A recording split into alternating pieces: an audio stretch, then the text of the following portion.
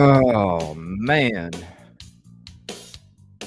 Sorry, everybody. I spilled my damn coffee right as I was getting ready to switch everything over after the intro there.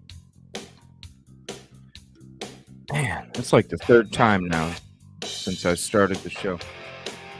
I need to think of a better, at least I didn't get it. At least I didn't get it on the computer this time. It was just on my desk and my notepad and my pen and some notes. And then I got to it before it got to other stuff. What's up, everybody? Sorry about that weird ass intro there. Yeah. Oh, come on. There we go.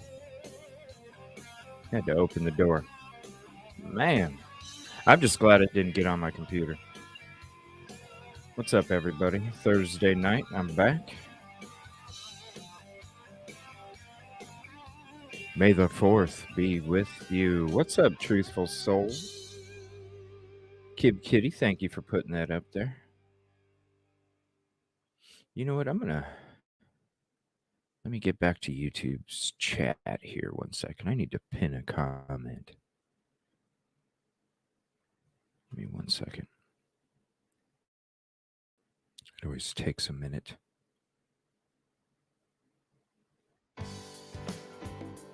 Just pin Kib Kitty's comment today. Oh no, it won't let me. What? It won't let me go that far? What? Well, here, let me get to the rest of the chat. Maybe that thing will just load in.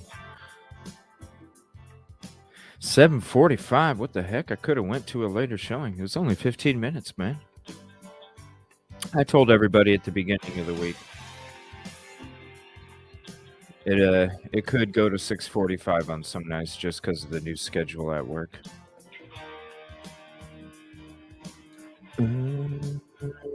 What's up, Cassie? Kevin Crack. What's up, SRB? Kelt's home? Or Kevin's home? Had the system let me come.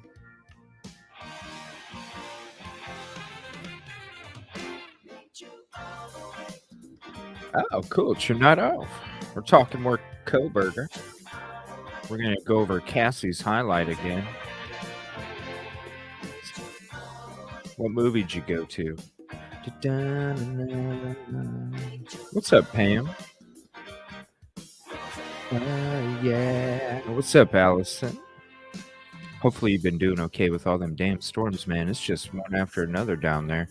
What's up, Ray? How you doing tonight? Hope you're doing good too. Thank you for the kind words. Let's see. Yeah, I went to a movie last weekend. It sucked.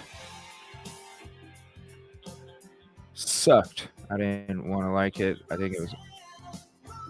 Whoa! I missed the movie. What movie did you go see, Kevin?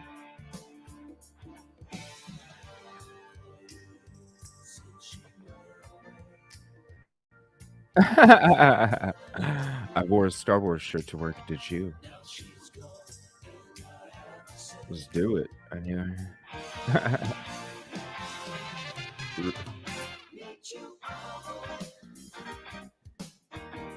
Yes, I know. I need to see the one with Hayden Christensen in it again. Those were my favorite. The Hayden Christensen ones. Oh, yes, I did, Pam. Did you jinx me?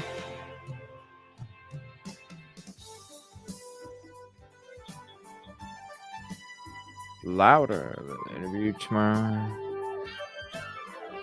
Ooh, you got an interview for another job too? Baptismo don't get mad at caps.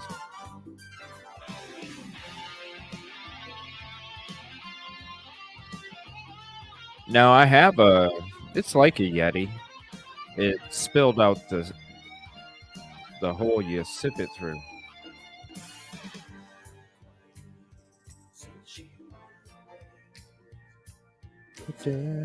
Ava, what's up, Jinx?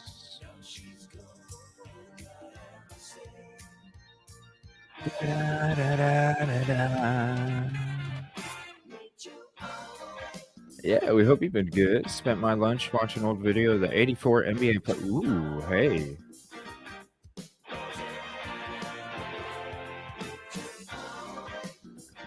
I got into I think it was the 2003 or 2004 Sacramento Kings versus Los Angeles Lakers series the other day.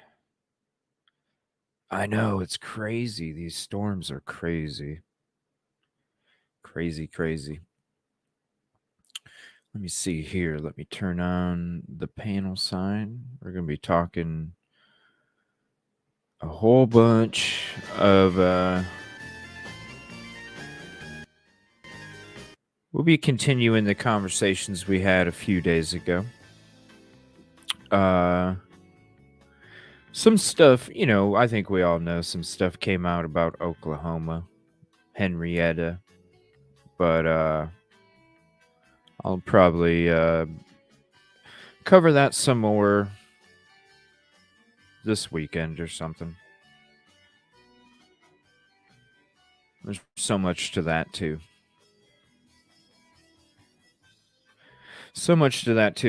But anyway, it was kind of crazy because I was, doing my rounds on YouTube today while I was at work, and I came across Truth and Transparency's episode early afternoon, and I wasn't able to pay too much attention. It was back and forth, but I heard her started talking about how she thought, or I don't want to say she thought. I heard her started talking about how something about how Kohberger possibly not being in the vehicle that was driving where it was driving, but being in a separate location type thing. So if anybody watched that episode today, can you fill me in exactly? Because I almost got the feeling, as soon as I heard it, I was like, holy crap, that's Cassie's theory.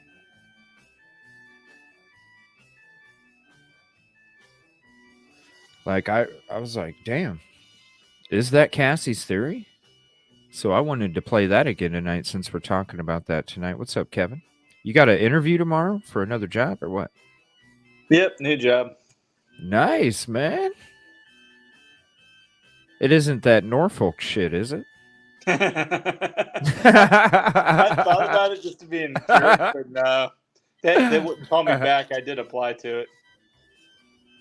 Oh, you really did, huh? Yes, I did. I did it for giggles. And $30 an hour is hard to shake a stick at. Right. So, what time's your interview tomorrow? 1 o'clock. 1 o'clock. Yep. Well, fingers crossed, man. 1 o'clock. Yeah, I'll probably just be getting home. I got that show that we're doing tomorrow. I'll throw up the tomorrow at 2 o'clock. 2 o'clock Central. 3 o'clock Eastern. We're going to be having Lauren's sister Michelle on the show. Cassie is going to be a special co-host tomorrow. And I talked to Michelle last night for quite a while. And the word definitely needs to go out with this case, seriously. So definitely, if you're not able to check it out live, hit the replay and definitely check it out. Share it, at least if you can't even watch it, at least share it on your Facebook or with friends or just anybody. There's no real leads, unfortunately.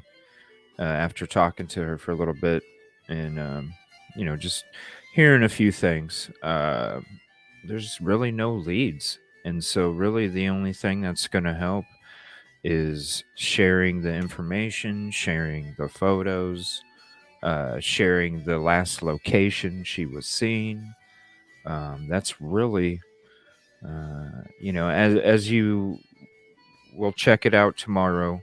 Unfortunately, the opportunity for some kind of surveillance had already passed. There is no surveillance available. No ping locations. Just the last known location of some photos that she took right before she went missing. So it's really gonna, sharing the information is what's gonna help the most. There's just not a lot to go off of, unfortunately. So I just want to get everybody a heads up. We'll be doing that tomorrow. That'll be the first episode. We'll have more episodes as each Friday continues, early afternoon. I'm already. I'm going to be checking out another case. I'm going to be covering next Friday. I'll let you guys know more this weekend.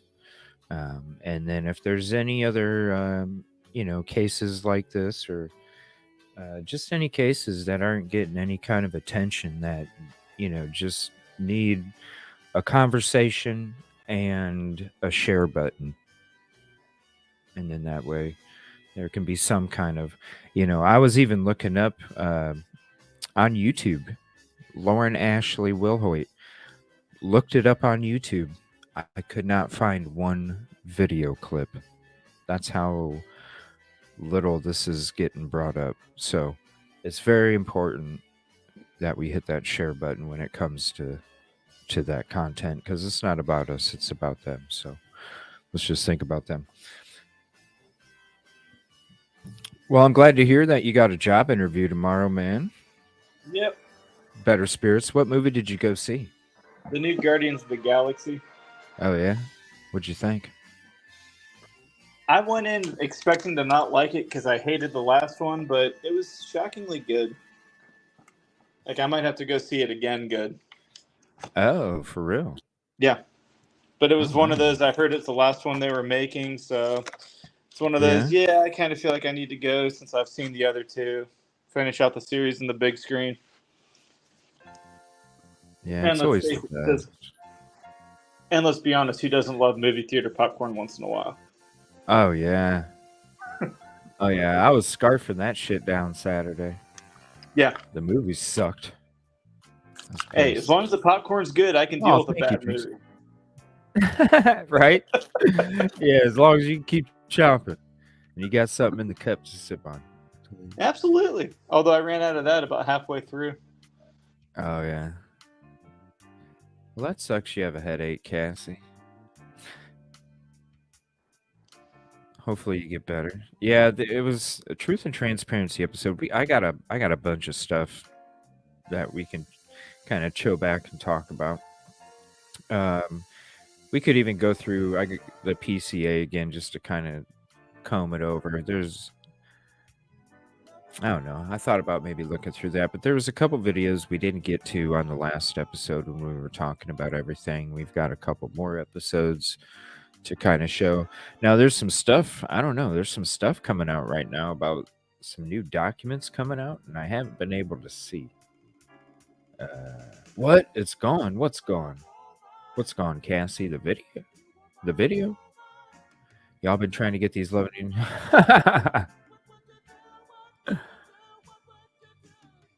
Aw, thank you, Pam.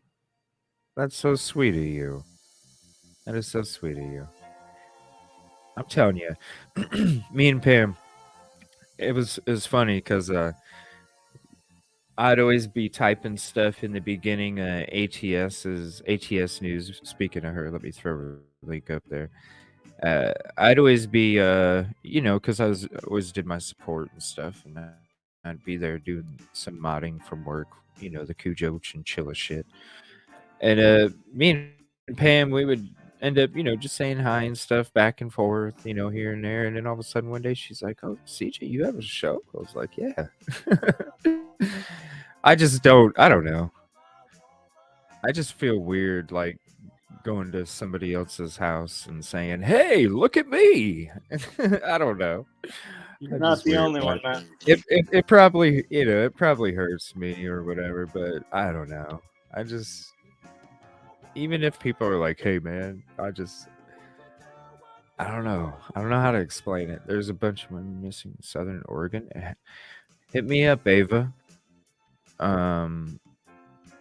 Yeah, go ahead and hit me up. I got one for next Friday, and then if there's one you want me to check out, I'll do that the following Friday after that. And I'm just going to start scheduling them as they come in. Like, give me the one that you think's, any of you guys, if you want to share one, give me one that you just absolutely like, the one that needs the most. Not even just one that's barely, one that we can just get it out in the open. Like I said, I was looking up Lauren and I couldn't even find a video on YouTube. I had a video off of a news article. So it's just, and that's the only thing that can help, is this information. Facebook, there's a girl from where I live that's missing too. Sent them to me.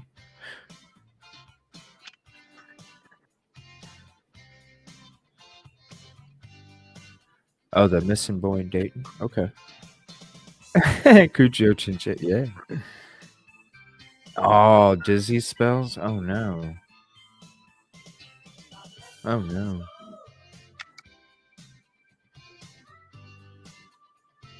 I appreciate that, Jinx. I really do.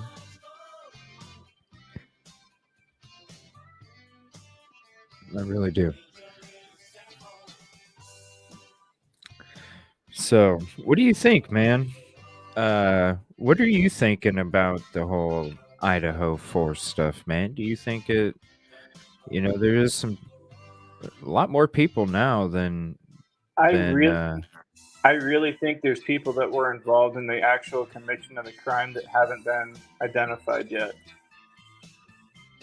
there's too much evidence from what I'm seeing to not think that there's something else that we don't know. And I sincerely hope that if they don't have them in custody, they're being watched. But I mean, it's hard to know too, because I mean, other people involved in the crime itself. Yeah. Okay, thank you, SRB. So let me see. I'm gonna pull up these documents here. We'll get some other music going here.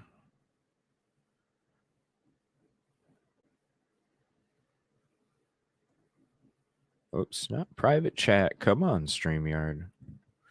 Get that space age funk beat going.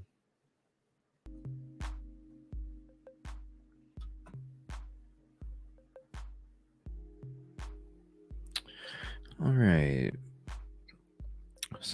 So can I zoom in? How much can I zoom in? That's a little bit too much. We'll go about right here. Can I get rid of this?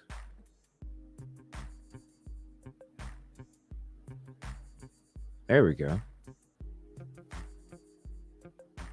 Ooh. There we go. Okay, thank you, SRB. This was electronically filed yesterday at 4:18 p.m. Ann C. Taylor, Public Defender.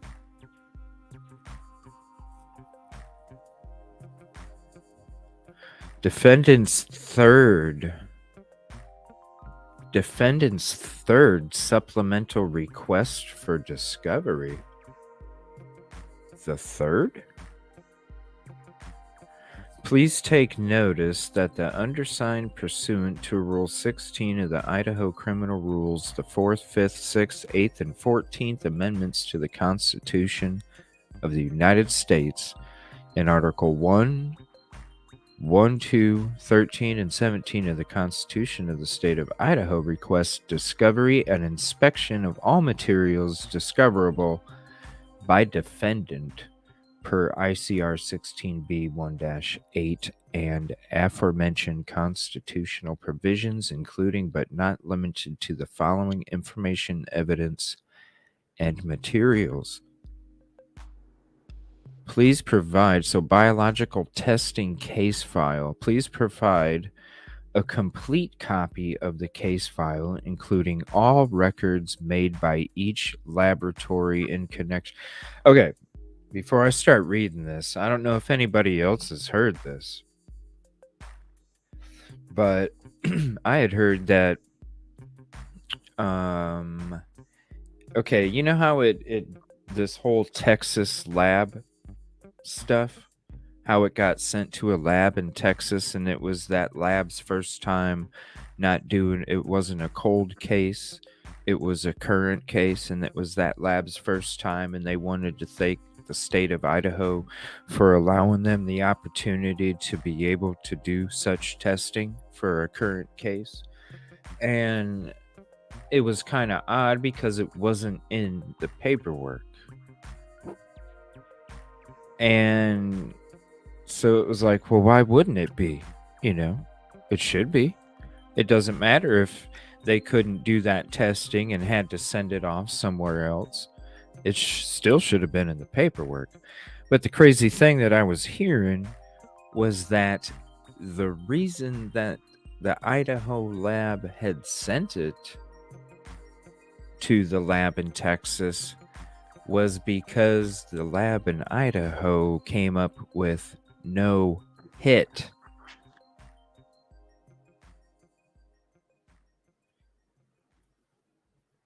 So that's kind of interesting that I heard that, because now that I'm reading this biological testing case file request,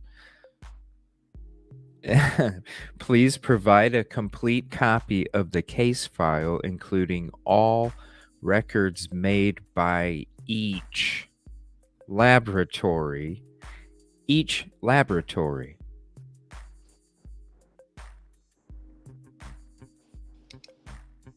So that's going to be pretty crazy if it's true that The first lab that tested it came back with no hits. Because you know what that means. The DNA isn't. I don't know. It's just speculation, though. They would like all records made by each laboratory in connection with biological testing, in this case, including biological screening, serological testing, presumptive testing, microscopy, and DNA testing, including statistical calculations. Please provide photographic quality copies of all photographs in the original case file, including photographs of evidence. Electronic copies of photographs are acceptable. The chain of custody and current disposition of evidence. Please provide copies of all records that document the treatment and handling of biological evidence in this case, from the initial point of collection up to the current disposition.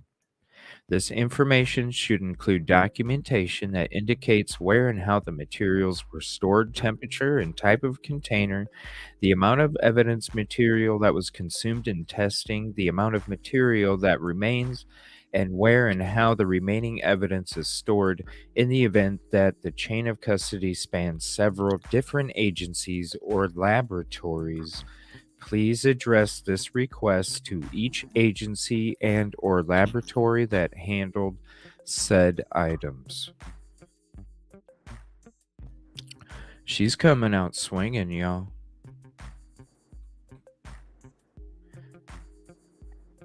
It's if there's one thing when you look up this attorney, if there's one thing that she is down with the technicalities.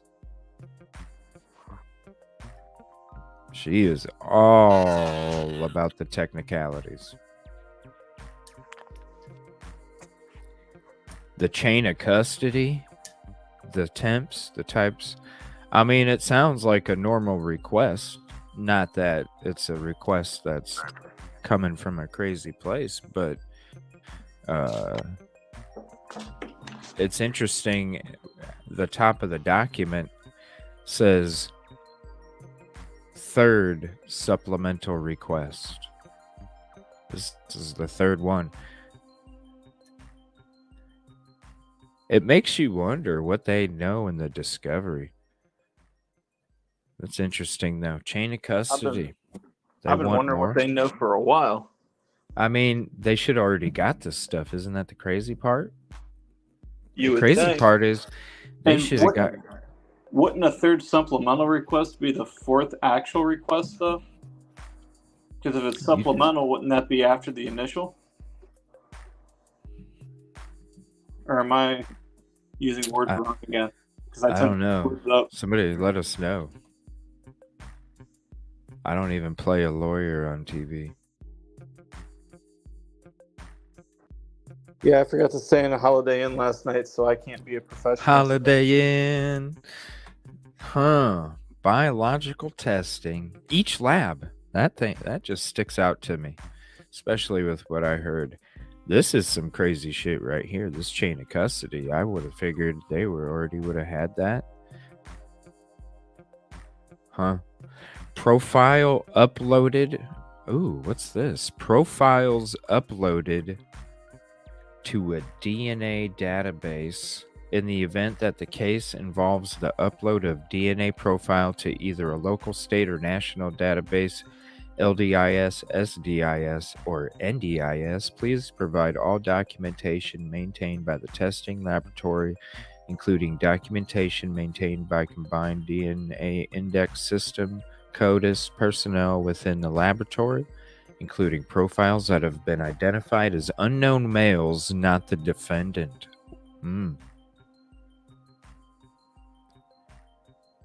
Wow.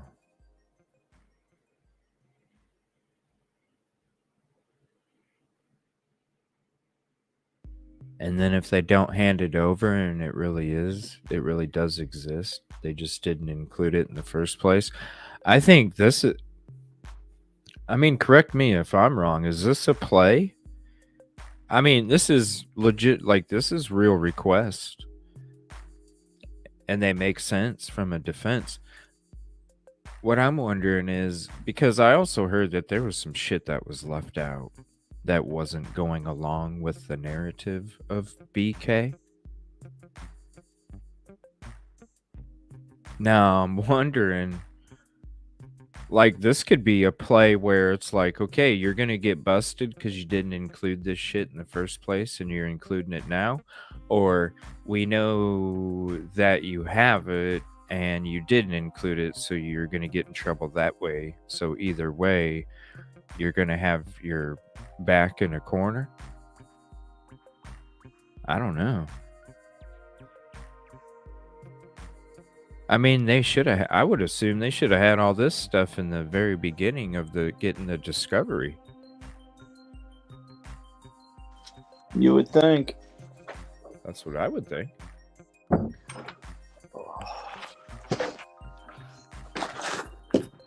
Defense would not want me on the jury. What do you guys think so far? All the stops will be pulled out. Well, I mean, we know when we looked her up, we saw what she was about. Like, she is all about the technicalities of shit, especially in that area. She knows, like, we were researching, and she knows that area. She knows the technicalities of the agencies there. Like,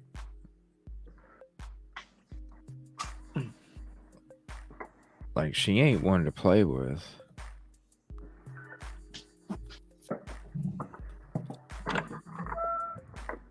They only got so much defense.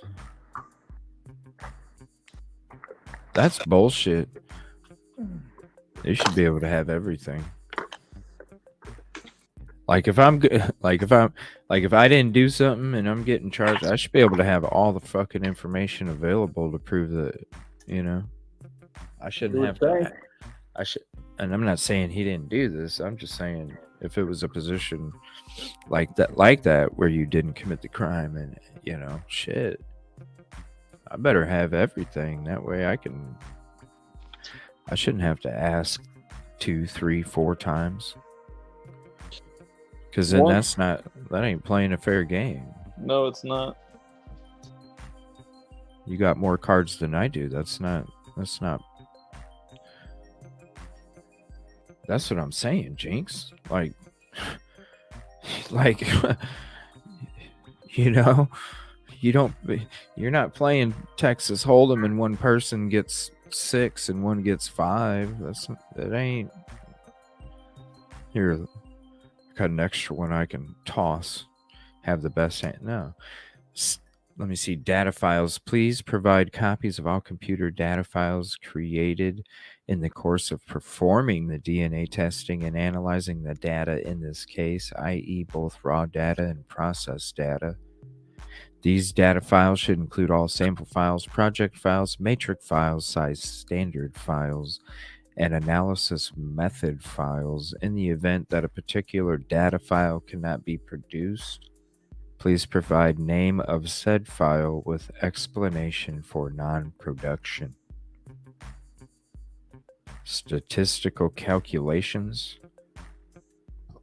All statistical calculations undertaken with regard to DNA testing in this case, including standard statistical tests, database match probability calculations, and statistical calculations that were undertaken using software programs performing biostatistical calculations such as probabilistic genotype. Man, I'm surprised I haven't fumbled my words yet. Please provide information for all these analysis undertaken, including those that were not used or were not reported. These materials should include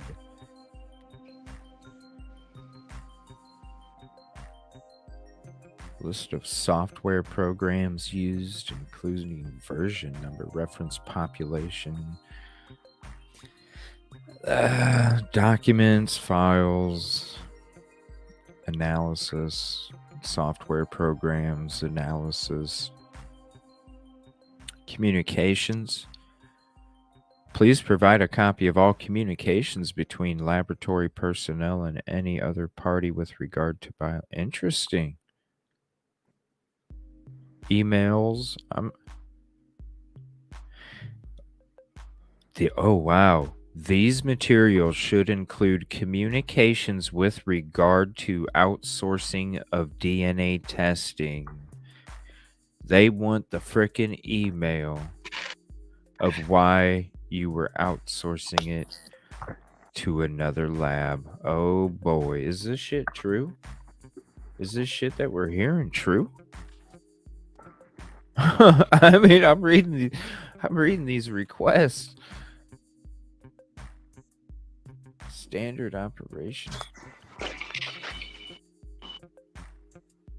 What's up, Carlos? Let's see the defense. Can show others who may have handled. Right. You know, because there was like 150 students there the night before. Plus, they had, you know, the others get there before LE and EMS. So, you know, DNA is. I'm telling you, she is. When we looked her up, when we knew that she was about it, when dude's still in PA court system, ain't even made it to Idaho yet, and she's already shutting shit down, assembling a team. And it's like, damn, I would love to have a public defender that's going all out like that. Yeah. Seriously. Shit. Hell, even a regular attorney that's going out like that, you know? Like, damn, man. That's what I'm talking about. Wow. Standard operation. Here, I'm going to go ahead and throw the link to this in chat if you'd like it as well. Thank you, SRB. I appreciate that. I'm not going to do like a whole read through of it. I'm just going to read through certain parts.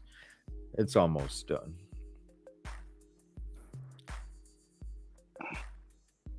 So they want all copies of communications regarding the DNA outsourcing, the profiles, and the statistical calculations, standard operating protocols, and interpretation guidelines.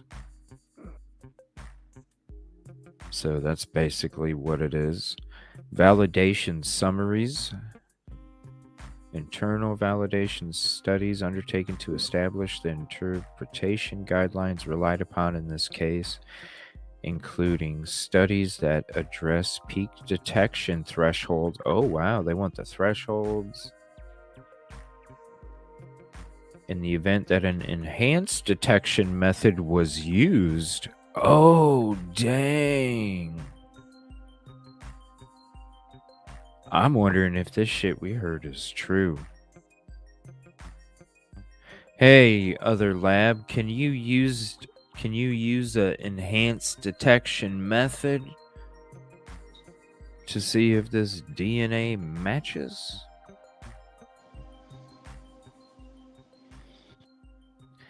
But this is what I can't get past. No matter any of this stuff, I can't get past the ID inside of a glove, inside of a box in Pennsylvania.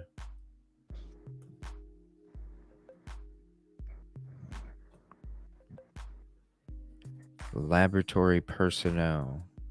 Okay. Current resume. Unexpected results and corrective actions.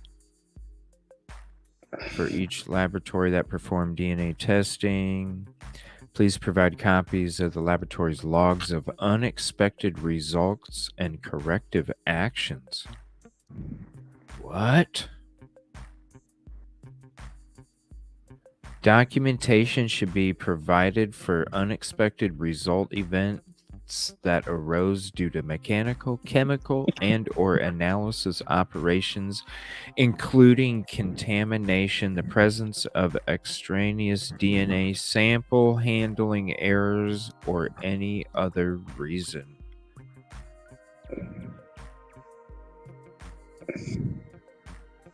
genetic genealogy testing and search. So they want to know the family tree DNA and such when it came to linking the DNA. Wow.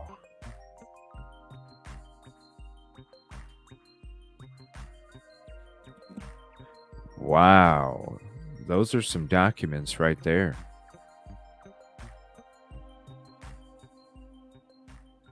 Holy shit.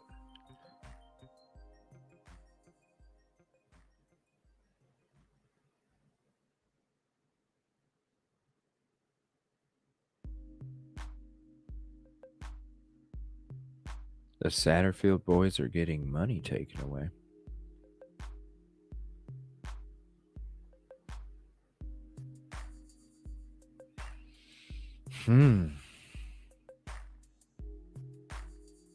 I don't know. It's weird, man, hearing the shit that I've been hearing, and now I'm reading this, and then I'm putting two and two together, and I'm like, holy shit. It sounds like the shit we're hearing is real.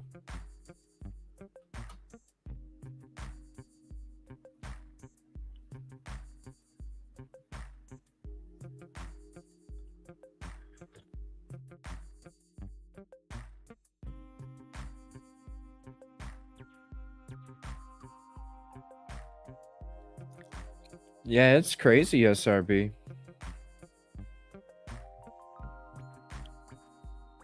Yeah, definitely give it a quick read through real quick. Man, the stuff we've been hearing. And now you keep that in the back of your head, and then you read these court documents. I don't know. This is just my opinion, but it just seems like what's being talked about is a very good possibility.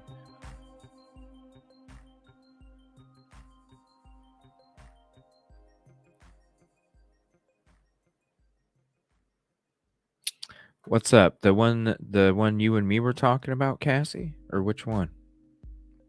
What one are you talking about? Wow.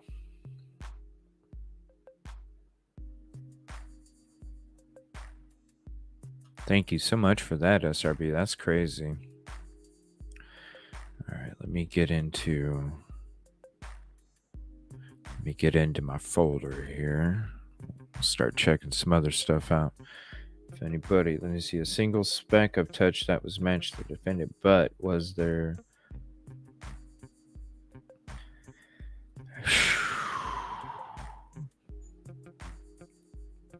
I'm gonna have to go through, man. It's gonna be so hard to go through some of my first shows. I know I put because I've only been doing this since November, so, and I really was just kind of thrown. I didn't really have any idea how to do titles or descriptions or anything like that. And I really need to go through some of my old episodes and make a Idaho 4 playlist out of all my episodes, because man, even when we read through the PCA when it first came out, Carlos, I know it's just a PCA, but even when we were reading that, it was just like, man, especially when we saw Ann Taylor going out to the house, shutting down because it was that morning. It was a Friday morning. We were waiting for the press conference. And that's when they arrested him that morning, but they were going to have a press conference later that morning, for the arrest. And then Moscow Ellie was going to have a press conference. And I remember we got the PCA that morning, and we were reading through it, and then all of a sudden we saw as we were reading through it, we saw the cleaning crew was already shut down from the house, and there was already attorneys out there walking around and shit. We're like, whoa, hold on. This dude ain't even in Idaho yet. Start doing some research, and holy shit.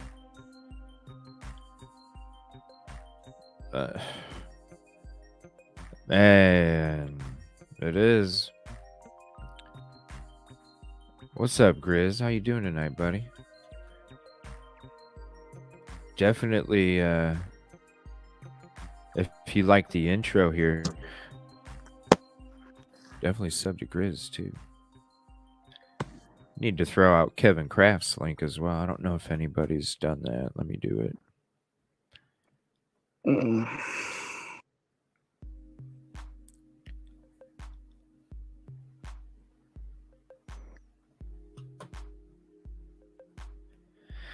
Not only I mean, there had to be cross contamination all over. Thank you, SRB. Appreciate that. Had to be. What's up, Coach Kev? Thank you for hopping in.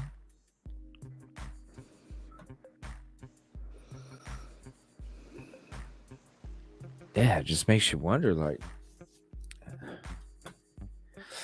All right, so I'm gonna let me get into this. Is when we did our show. When was it? Monday night, I think it was. When Cassie was on, she wanted to share her theory, and it was crazy because the other night I made a little short about it because it is an interesting theory, you know. And as I was watching some YouTube stuff today, all of a sudden I heard some talk about how people possibly considering Kohberger's car being a decoy and him not being, basically somebody else was driving his car with his phone in it, kind of shit. So I figure since we're talking about this again tonight, I wanted to go ahead and, she's got a headache, but I'm going to go ahead and, if you want to hop up, Cassie, you're more than welcome. Are you okay? Are you feeling better? I can always play the video. Yeah, if anybody has Coach Kev's link, if you can throw it in the chat. Is Cassie not feeling better? Let me go ahead and thank you, SRB.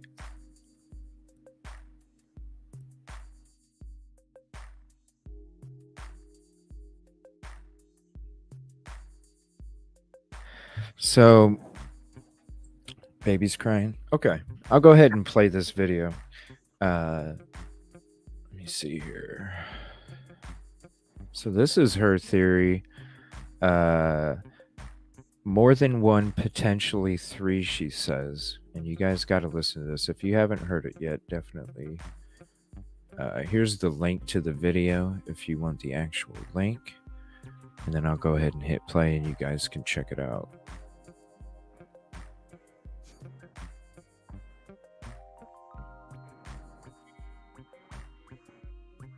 I hear What's you. this theory?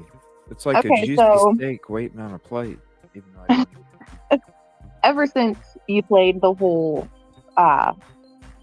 copying of the SIM card, and my mom and I were talking about the bike path right behind the Kings Road house that leads straight to Pullman on the side of the highway.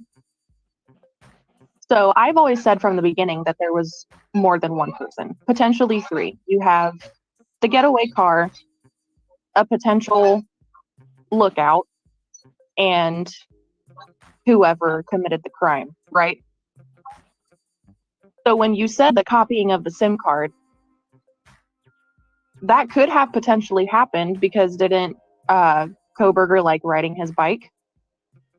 So who's to say he didn't take the route home? Whoever had the copy of the SIM card took that crazy weird route that night to try to throw off LE through Clarkston and Lewiston over the Snake River. all the way down there. Yeah. when he could have just rode his bike home. It might not even have been him in the car. Oh, interesting. So you, oh, I've so always you said think there the was more than car one could have person. been? Well, Yeah. and then So you think about think? it. With the time frame and the pings of the cell phone, which could have just been the SIM card, it throws off the time frame, right? Because who in the hell can do such a massacre in such a short amount of time, right? It's like what, 18 minutes? Mm-hmm. Who's to say he wasn't in there longer in the, getaway car, your little, let's try to throw Ellie off here, didn't leave earlier. Right. And here's the bike path that everybody's referring to, or not everybody, what SRB is referring to, Paradise Path. This is the route of Paradise Path from the crime scene. That's a path that we actually explored a very long time ago in the beginning of the show, when we thought that there could have been a bicycle involved because of all the bike paths that were around the area, and Right. how the bike paths could literally lead to the crime scene. Because look at where that's at. Right. Exactly. And Linda Lane Mm-hmm. could have been a route that person could have took to go through here, and all of a sudden you're right out in front. You didn't even have to go down Taylor or King. You could have did a back way through Linda Lane, Right. and then came through here and hit up the crime scene right Because there. look at how Exactly. focused they were on that car. Nobody's really going to suspect somebody coming from Wow. a motor on a bicycle, taking the bike path in the dead of night. And if he has one of those 10 speeds, he could have booked it home pretty decently quick. Yeah. Yeah, let me add his location into that bike path here, and we'll see what it looks like. So if it's just his location and we're going to be doing a bike path, 52 minutes, that's basically, there's two routes. It picked the other one that goes by the airport as well. But it's stating right here, a bike, 52 minutes. So he could have actually been back home before his car and his cell phone pinging made it to his residence, because I think that one takes about, wait, how long was that? Let me look. A little over an hour. Right. Let me see, 5:30. So it has him showing the pings, the car leaving at 4:20, arriving at 5:30. So an hour and 10 minutes. Yeah, hour and 10 minutes. So they would have arrived shortly after BK would have arrived, if he would have taken the bicycle route that is shown right here. Right. And that Because would be didn't going he through ask the Paradise Path. question of, did anybody else, Right. has anybody else been arrested? Yeah, so confident. Here, let me zoom that in Right. just a little bit more. Yeah, so confident. Exactly. Right. And we did hear back then, when we were covering the case in the very beginning, we were having discussions, because there's a lot of reports on Paradise Path of somebody dressed in black, having a backpack or bag of some sort, threatening people with a knife. Yeah. So there's something to tickle y'all's brains for the night. That's interesting, Cassie. I need to Ever make a since you said the SIM card copy, I was like, oh shit, I forget that you can do that. Because you can just buy a burner phone. Yeah. And copy. I mean, you have to, I don't really know what all goes into being able to do that, but I don't know how to do it. But obviously there's people out there that know how to do it. And Moto says that would throw the cops off the trail if he ditched the knife off the bike trail as well. Dang. Yep. This because is why they I go love over you the guys snake. so much. Yeah, crazy freaking theory, man. Crazy freaking theory. So what do you think, Kevin? Is that what you're thinking, or what do you think? Because you said earlier when you hopped up on the panel that you thought it was more than one. Do you have any thoughts about that? How you think it went down? How many people you think are involved? How each person did what?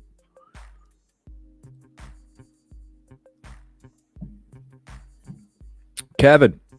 I'm here. I thought we were still watching the video. I was a little zoomed Oh. out.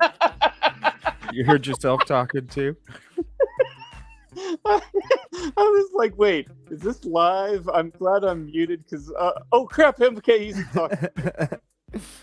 I was about to go, Kevin, you need to make some bowls. I almost left it muted just to see what you do. I was like, nah, nice. What do you think, though, man? What are you thinking after reading this court document we went through, going through Cassie's theory? I'm really starting to think that there was multiple people there, even if it was just somebody to drive a phone away. But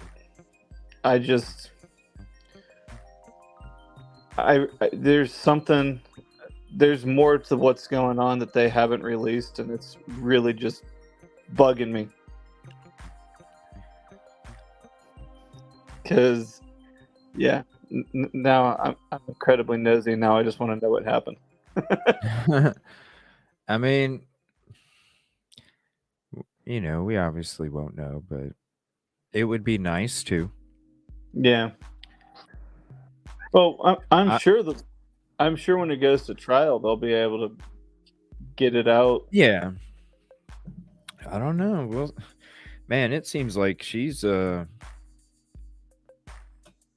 don't know, man. I don't think they want it to get to trial, honestly. I'm thinking more than one as well anymore. There's a lot of disconnected dots. Yeah, definitely show Cassie's theory some love. She'll be on my Unexplored, Lost, and Unsolved episode tomorrow, early afternoon. She'll be co-hosting with me. SRB 4 people in how many minutes?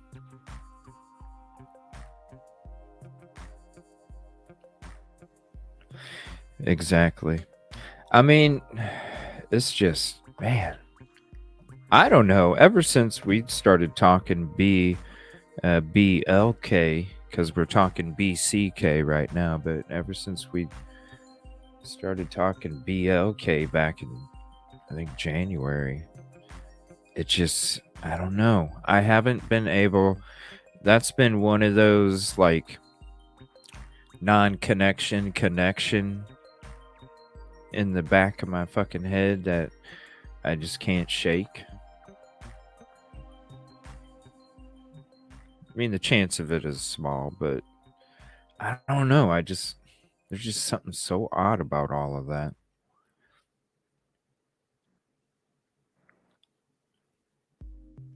Especially with how he came out when he was, when he got apprehended, the whole SWAT at PA. Yeah. But the ID in a glove in a box, like, what do you? Okay, if you guys think there's more than one, then do you think he's the one that actually, like, what do you think? Do you like what I brought up a couple days ago? If there is more than one, he probably wanted to be the brains of the group. I'm the one that went to school for all this shit. I know you got, like the leader, the brains. He would be the one telling everybody what to do, and then they would be the ones executing his plan or some shit. Well, he did study criminal justice, so I would think that would make sense to me because he doesn't want his DNA anywhere. Hell, he was studying serial killers in PA under Dr. Ramslin, the lady that wrote BTK's autobiography. Like, I have an episode on Dr. Ramslin if you guys haven't checked that one out.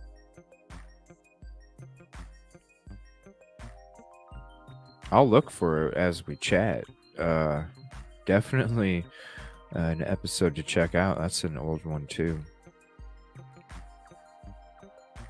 Yeah, he studied under her.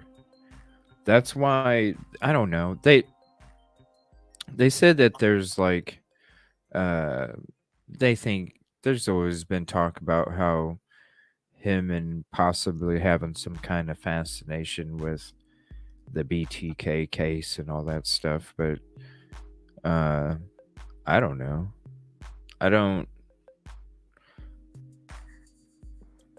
understand because there was 4 people and it was supposedly the first time. I mean, I don't really see that being the whole reason. I don't know. You know, that's one person I haven't checked out, Jinx. I think a lot of people are still. He took off that night. Well, there was like conversation of like, who was it? I think it was Valerie. Remember when Valerie hopped in that one night and she called the Corner Club and the Moose Lounge and shit on the show? I think it was that night. She was talking about how she thought they were friends, him and BK, and how and she said something about the reason she thinks the phone was pinging, not that he was like stalking the house, that she thinks that he might have been just going to hang out at Enon's house because he was a neighbor of 1122. Okay, Jinx. Yeah, he was a neighbor of 1122, and she was saying, I think he was friends. I think they, had the same interest in certain possible substances or whatever. She goes, I think the reason his phone was pinging over there wasn't because he was at the, stalking the house, is because he was going to his friend's house, supposedly. It's all different theories. So why do you think he's suspicious? If you guys have a video you want me to check out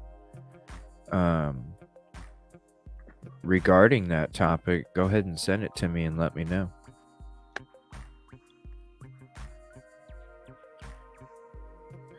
Right, that's what Valerie was saying that night she joined the show.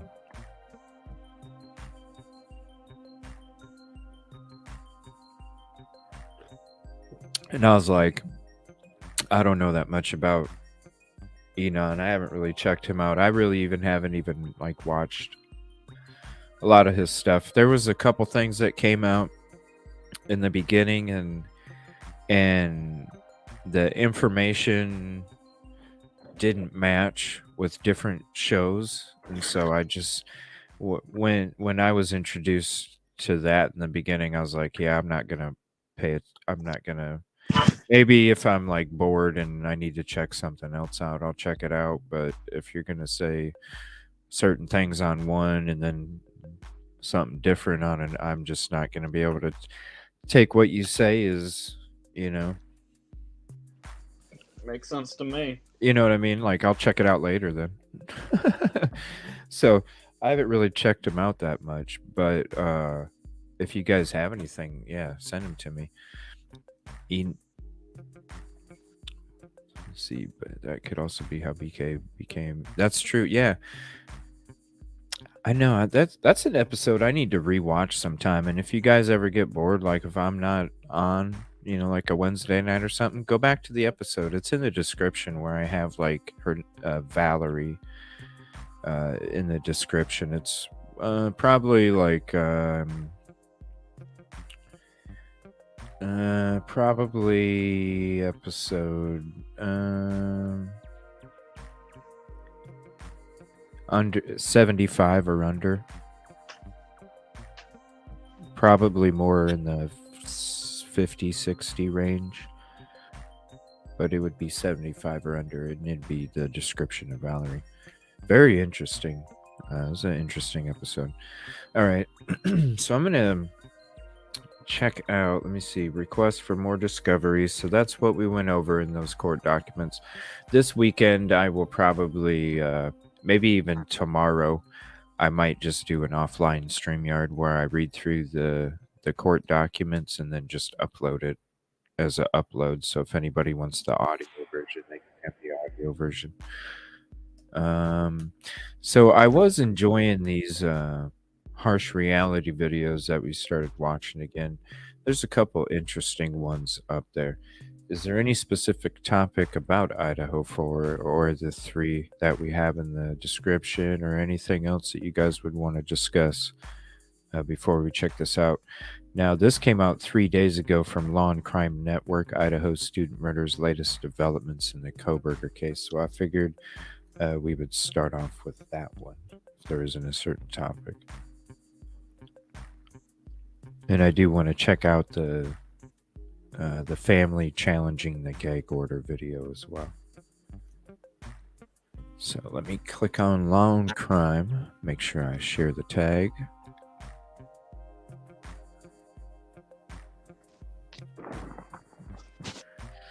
Yeah, we're going to be doing Family Feud tomorrow night. Might try one game of Wheel of Evil, but we'll be playing Family Feud, some Jackbox, and then be shooting some pool, right? Are we going to shoot some pool after that, Kevin? I like pool. Yeah, are we going to shoot some pool after that? At the end of the show? Sure. Shoot some pool. By the way, I saw you sent me a mini golf game yesterday. Yeah, I played that shit when I was half asleep. It is pretty cool, isn't it, man? Yeah, I was happy it worked for me, even though I totally won. I think it's open for like 10 days or something. But you were the only one I invited. I was just checking it out. It is a cool little game, though. It is. Plus, I won. No, I'm not dropping mini golf. You can, well, there's still 9 days left. You can actually play with like 4 at the same time, so it's pretty neat. You can have some mini golf game going on. Pretty cool. So there's pool and golf.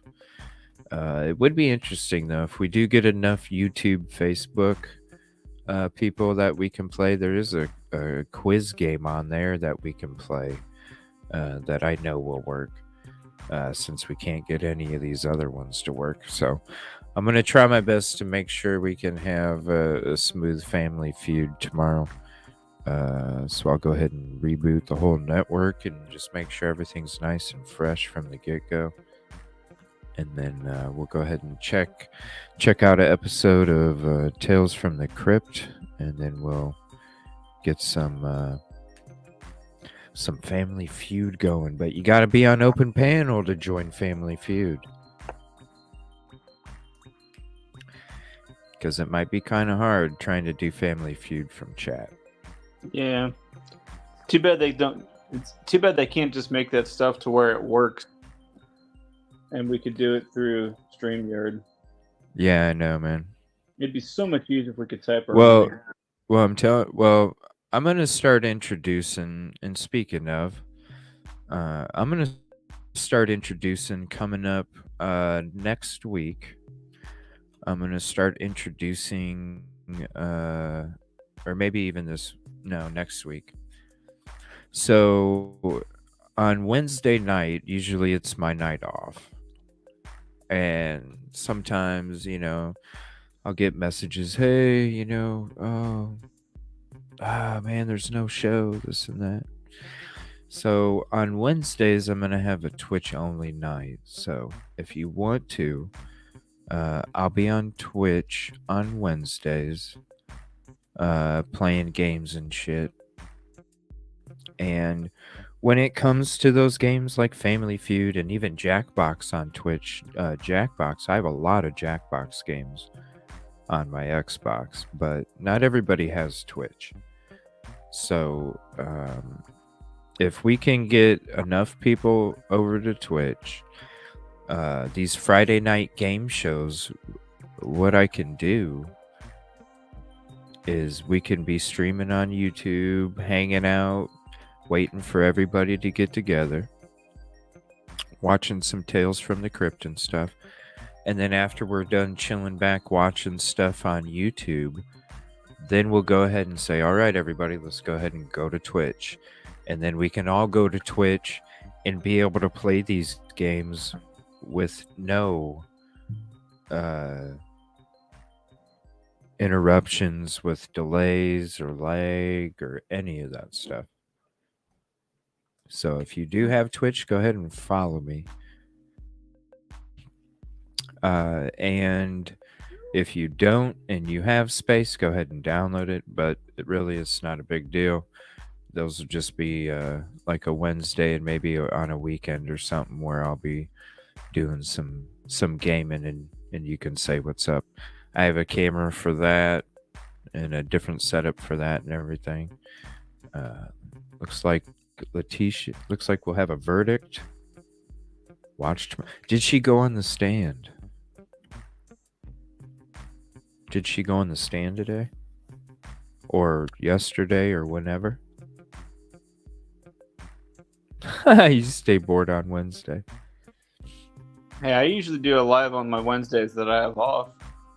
I mean, I could stream my Twitch to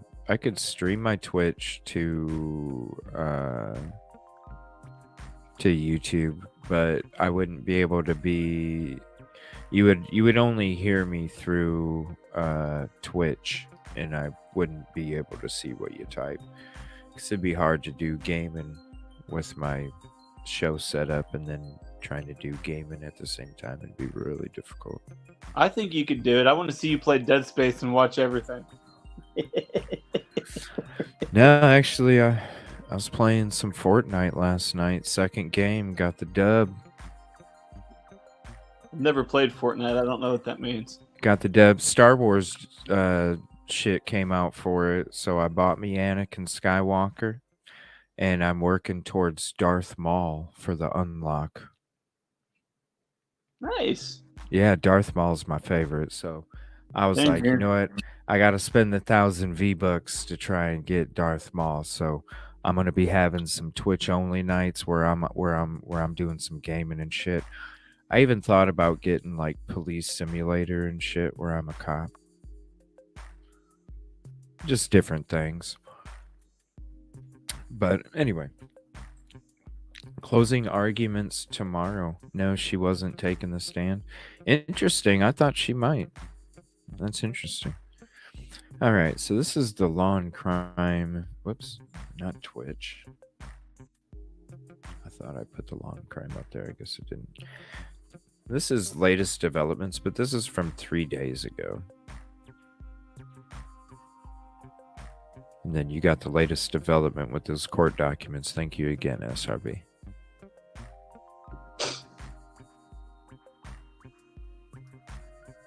I got a bunch of stuff on Xbox. Bunch of cross-platform, too. But I got a shit ton on Xbox. Right around the corner, we delve into some of the latest details in the Brian Kohberger criminal case, including why the defense is so interested in a surviving roommate. Retired FBI agent and attorney Bobby Chacon discusses. Welcome to Sidebar, presented by Law and Crime. I'm Jesse Weber. I have covered a lot of stories at Law and Crime, okay? But if there's one thing I can tell you throughout all of them, it is that you have to stay safe. And that is where calm pepper spray can really help. You see, it's a discreet. It looks like he's on The Price is Right. It does. Right? Hold on.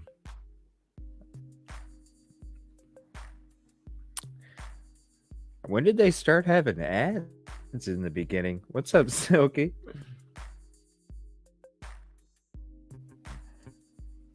Oh, hold on a minute. I got to go back to that.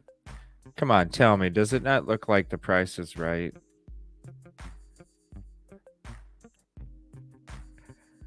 That's The Price is Right. Be safe driving home, Silky. Thanks for hopping in. I like that background, though. I need my city background for my show. All right, let me get into this here. Palms. Background, I kind of look like the supreme leader from the Star Wars movies. It's a work in progress. Oh, I We've thought it heard was your The Price comments. is Right. We're trying to figure it out. In the meantime, let's The get other into the one Brian looks like it. Kohberger case, because this is something we haven't focused on in a little bit, and we really should. What? The other background looked like it. Yeah. He was saying You hit something me about on the head there. Star That Wars. looks like a Snoke's background there. It looked like Star Wars to you? Yeah, it looks like Snoke's background. Nerd alert. I'm a nerd. And and as I'm we proud know, of the 28-year-old former criminology student What? it. I am a nerd and I'm proud of it. the Brian Kohberger case, because this is something we haven't focused on in a little bit, and we really should. As we know, the I thought 28-year-old Price former is Right. criminology student is charged with 4 counts of first-degree murder and burglary in connection with the brutal slayings of 4 University of Idaho students back in November of 2022. Kaylee Gonsalves, Madison Mogan, Zahner Kernodle, and Ethan Chapin. And we are all anticipating what the prosecution is going to present in Kohberger's upcoming preliminary hearing, which is scheduled for the week of June 26th. As we know, preliminary hearings are the opportunity for the prosecution to present evidence of probable cause that he committed these crimes, all in support of these charges, also that this case can ultimately proceed to trial. That's the purpose of a preliminary hearing. This is the prosecution's burden to basically show their hand. But as we know, the defense can cross-examine these witnesses, the state's witnesses, maybe even present their own evidence. So it's really interesting. So as we wait for all that, there have now been some recent developments that I want to get into. And that brings me right now to retired FBI agent and attorney, Bobby Chacon. Bobby, so good to see you. Friend of the program. Haven't seen you on Sidebar in quite some time, so it's good to have you back. It's good to be back, Jesse. Thanks a lot. Yeah, so let's start with the major development. The major development regarding Bethany Funk. Bethany Funk was one of the 2 surviving roommates in that house. She was in the house when the killings happened in the early morning hours of November 13th. Now, Kohberger's defense originally subpoenaed her to appear at the preliminary hearing, but then both sides agreed to quash that subpoena because Funk has agreed to be interviewed by the defense in Reno, Nevada, where she lives. Now, the question is, why do they want to speak with her? Well, according to an affidavit that was filed by the defense's criminal investigator, Richard Battanti, wrote, quote, Bethany Funk has information material to the charges against Mr. Kohberger. She was interviewed by police on several occasions. She knows things she heard and things she saw. Portions of information Ms. Funk has is exculpatory to the defendant. Ms. Funk's information is unique to her experiences and cannot be provided by another witness. Wow. Okay, so Bobby, as we know, exculpatory means information that would show Brian Kohberger's innocent. What do you make of that? Well, yes, it does. That's exactly what exculpatory means. However, the interpretation of whether a piece of testimony is exculpatory or not is very open to interpretation. And so while the investigator says she has things or stuff that is exculpatory to Brian Kohberger, that's their interpretation of that, whatever that be. So you know, arguably in a case like this, in this case in particular, she is probably the most important witness. She's the only living eyewitness, if you want to call her an eyewitness, to the crimes that happened. So she... Well, also we have Dylan Mortensen, who's the other surviving roommate. She's the one who allegedly saw the killer. So it's, that's a whole separate issue. Both of these people in the house are really the only 2 eyewitnesses, so to speak. And so the defense is going to want to get into them as much as they can. They want to, what we call dirty them up if they can at trial, and anything that they can get to before trial helps them. So any statement, as part of the discovery process, that the defense gets all of the statements that this witness, police, in any way, view those statements now, and they want to talk more at length about those things to this witness before course examination, because I've had it where in my own statements where defense litigators will get into the littlest detail that you give and try to make you give an inconsistent statement prior to trial, so they can bring that out at trial as an inconsistent statement and maybe look like your memory is bad or you're lying or you really don't know what you're talking about. That's particularly important in cases of like height. I've seen it done in height where the witness will say the guy was about 5'8", and then the police say, well, could he be 5'8" or 5'10"? And the person says, well, yeah, he could have been 5'8", 5'9", 5'10" in that area. And then the defense says, well, if he could have been 5'8" or 5'10", could he have been 6 foot or 6'1"? And now you've got somebody from 5'8" to 6'1", and they dirty up a witness that way, and then the witness's recollection looks really unreliable. And so in this case, I think what they want to do is they want to get into some of the details of what they told police and try to create seemingly inconsistencies. Exculpatory is kind of that big word. I mean, it makes you say, basically saying, oh, we can definitively prove that he didn't do it. There's another suspect. We don't know. I mean, exculpatory is the word that they chose. We know that her camp, when they were fighting the subpoena, basically said, quote, that this is without support. There's no further information or detail. And they're basically kind of, watering down what information she has. But here's what we do know. Bobby, that she and this other roommate, Dylan Mortensen, were inside that residence at the time of the killings, that they were roommates to the victims. We believe that Miss Funke was in the first floor bedroom. According to the probable cause affidavit that, came out when they ultimately arrested Brian Kohberger, according to Funke, she saw Ethan Chapin and Zana Kernodle at a fraternity house from approximately 9 p.m. on November 12th to 1:45 a.m. on November 13th. She also estimated that at approximately 1:45, both Chapin and Kernodle returned to the residence. She also stated that Chapin didn't live in the King Road residence, which we know he was a guest of Kernodle. And she also said, or was also said in this probable cause affidavit, that Funke and Mortensen both told police that the other occupants of the home returned back November 13th at around 2 a.m., and that they were asleep or at least in their rooms by approximately 4 a.m.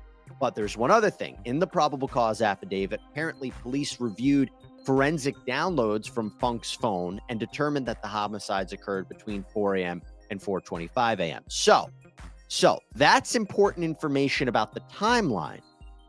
Remember, according to this criminal investigator, that whatever information Funke has, it's unique to her. Is there anything about that, the fact that she's so instrumental in putting the timeline, that the defense is trying to chip away at? Because if they can say the killings didn't happen at these times, or her timeline's wrong, that may help Brian Kohberger. Sure, it may help him, but it's hard to see how that can be exculpatory. In other words, unless they're prepared to prove that Brian Kohberger was somewhere else at that time, if they can say, oh, well, there is some talk right now going on how there is an alibi. Now, we got some new News Nation videos coming out after this, and you guys are gonna like this. It's some new body cam footage. It must have happened between here and here, but we have proof that Brian was What's over up, here Ruckus? at that time. That can conceivably be exculpatory, but oftentimes Thank the you for defense will hopping say in. something like, well, this proves that there might have been somebody else in the house or something like that. And that's not necessarily exculpatory. If there was somebody else involved in the crime, that's not necessarily exculpatory to this defendant. They might be trying to say that, you have video of his Elantra in a certain place at a certain time. And if the crimes happened here, how could he have been in that house when his Elantra is on video over here at that time? So they're trying to, play with the timeline, and they may think they have something like that. And there has been discrepancies when it does come to the timeline with the videos and such, the surveillance with the vehicle on it. If you're saying this in this Elantra, which we're going to say it is, well, then the times don't match because the Elantra's on video over here. And now I don't agree that that's what the timeline shows, but that may be the line that they're going down. The fact that they want to interview her now, which I'm not even clear if it's a deposition, it doesn't appear, maybe just an interview, is the goal there. I think it's to see what information she has that may ultimately lead them toward another path.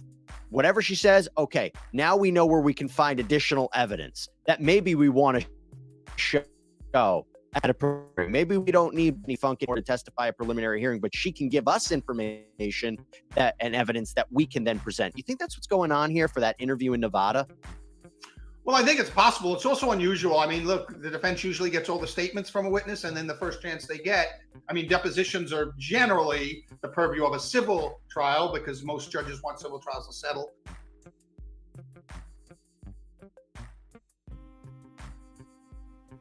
Uh-oh. Sound Where's the sound? Yeah, no kidding. They must have edited this part out because I disagreed with them. Ad lib. Trial always concerned me, and the prosecutors that I work with, because the more statements a witness gives, the more chance something is going to look inconsistent or contradictory. And so we always tried to lock our witnesses into statements and then just lock them down and give no more statements. Don't talk to the press. Don't do anything that's going to maybe compromise the statements you've already given, particularly in a grand jury, because that's sworn statements. That's right. Sworn testimony. And then you always get a witness confronted by the defense by their grand jury testimony. If their grand jury testimony doesn't exactly match up to their trial testimony, then they start to pick at those differences. So yeah, I think that I don't know what else she could give them as far as leads that lead them to other things. I think you're right. I think the only thing that is going to be the timeline. They're going to try to pick apart the timeline. Thank you, Ray. I appreciate what she offers, because the one surviving roommate saw him supposedly, allegedly, and this witness is more about the timeline. So they may be trying to find inconsistencies in the police timeline. Unless she's texted something or heard something that would indicate there was another party in that house that wasn't Brian Kohberger. She wants a lot more. That's purely speculation at this point. I am curious, two things. One, there's been a back and forth about whether or not we're even going to have a preliminary hearing, whether or not prosecutors in Idaho are behind the scenes impaneling a grand jury to see if there's enough probable cause. Because if you get a grand jury to come forward with an indictment, you don't need a preliminary hearing. Grand jury would be in secret. Really, the defense wouldn't have an opportunity to present witnesses. They wouldn't have an opportunity to cross-examine the prosecution's witnesses. Exculpatory evidence would have to be shown to a grand jury. But I am curious if you think that might be happening. A grand jury is going to be impaneled, or if we're actually going to see the preliminary hearing. What do you think? I mean, at this point, I think you'll probably see it. Only because I think if they did impanel a grand jury, I think we would have heard about it by now. I know grand jury proceedings are in secret, but grand juries themselves are not secret. So you'd have to have grand juries showing up at the courthouse, and the media is monitoring everything. You would have seen people coming and going. In grand juries, sometimes they hear more than one case. But I think just from my mind, I think we would have heard about it. I hope they do. I always preferred an indictment over going to trial on a complaint, because you do have, we actually referred to them as probable cause hearings, as preliminary hearings, because that's really the only issue is the probable cause.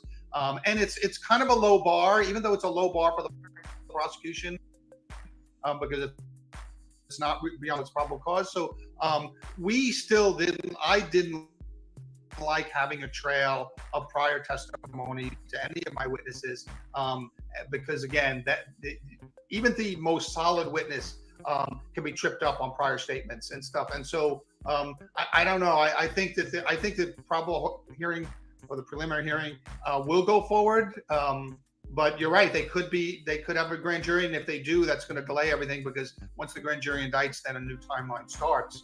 But I think that and look, it'll be a whole question question if Bethany Funk actually is eventually compelled to testify in this kind of hearing or at a trial. We can deal with that at a separate time. Before I let you go, I did want to ask you about some latest reporting from the Idaho Statesman, which I found absolutely fascinating. Apparently, the Pennsylvania school district where Brian Kohberger attended and where he worked, they turned over his student and employment records as part of a court-ordered subpoena. Now, it's my understanding that we don't know whether it was the prosecution or Kohberger's defense that requested this information. We know that Kohberger graduated Pleasant Valley High School in 2013, and then he had worked for the public school district as a part-time security guard or officer from 2016 to 2021. I'm curious why this information is relevant. If you think about it, the killings happened in 2022. Where he was working, what he was going to school, why would that be important to the case? That's a good again, question. Of him killing these 4 individuals. That's a good question. You know, the only thing I can think of is, you know, it could show prior similar behavior. We used to call prior bad acts, but like, Oh, wow, so Ponce. a lot of this case, since he didn't have really direct relationships with the victims that can be shown, they're going to rely a lot on the stalking behavior, as we've seen reported, the alleged stalking behavior of Brian Kohberger. So if he did have, say, in his school records, and this is as recent as 2021, he worked for that school district. So this is kind of Wow. recent behavior. So Wow. if he had, say, allegations of stalking behavior against him at his prior school, at his prior employer, you know, that could be considered possibly relevant. I don't know if the judge would let it in, but that could be considered relevant. So they probably want to see what kind of guy he was, because this is all about what kind of guy he was, right? The jury's going to be like, why out of the blue does he viciously murder Right. 4 people that he really didn't even know? Right. So if, you know, and I mean- again, the stalking behavior has been cited in some of the reporting in this case. So I think that I don't know. if he was, you know, alleged to have done that at his prior employer up until right in 2021, it could be relevant, and they could want to know about that.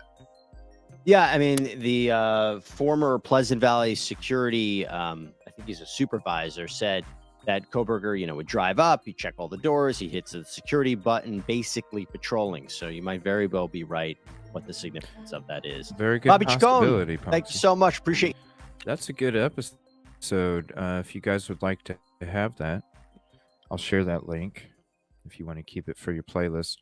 Also, since there's some new people coming in, I also wanted to share this. We went through this at the beginning of the show. Thank you, SRB, for that. Here's a link for the documents. I'll probably do a read through after my show tomorrow. Speaking of my show, there's some other people coming in as well that didn't get to check out the beginning. If you're available, please hang out tomorrow if you're able to, or check out the replay. Share with anybody you can. This information needs to get out there. Let me remove my banner real quick so that phone number can pop up. We'll be covering this case tomorrow. I'm going to have Michelle, Lauren's sister, on the show. Cassie's going to be a special co-host tomorrow with me, and we're going to be talking about this missing persons case.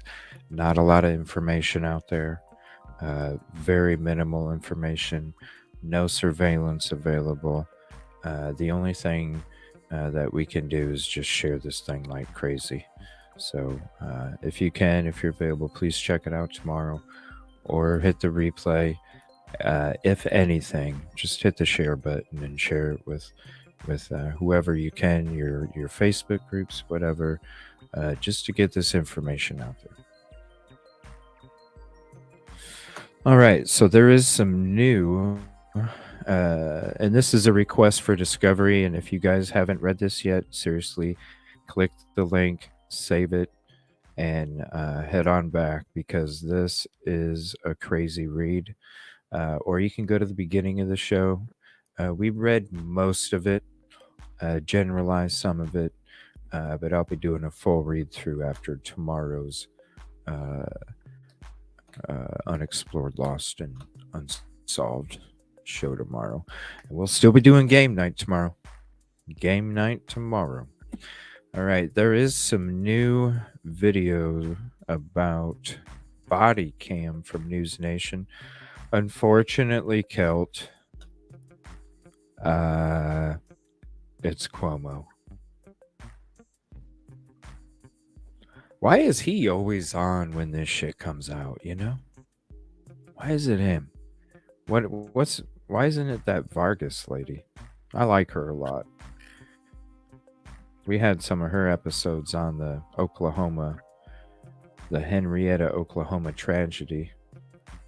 I call it the Oklahoma 6 because I don't count that dude as one of them. He's a piece of shit as far as I'm concerned. And I'm talking about the guy that committed the crime. All right, so this is a News Nation video. Police body cam shows Kohberger during traffic stop. And this is floating all over YouTube right now. So I figure since it just came out, I'll go ahead and share it with everybody.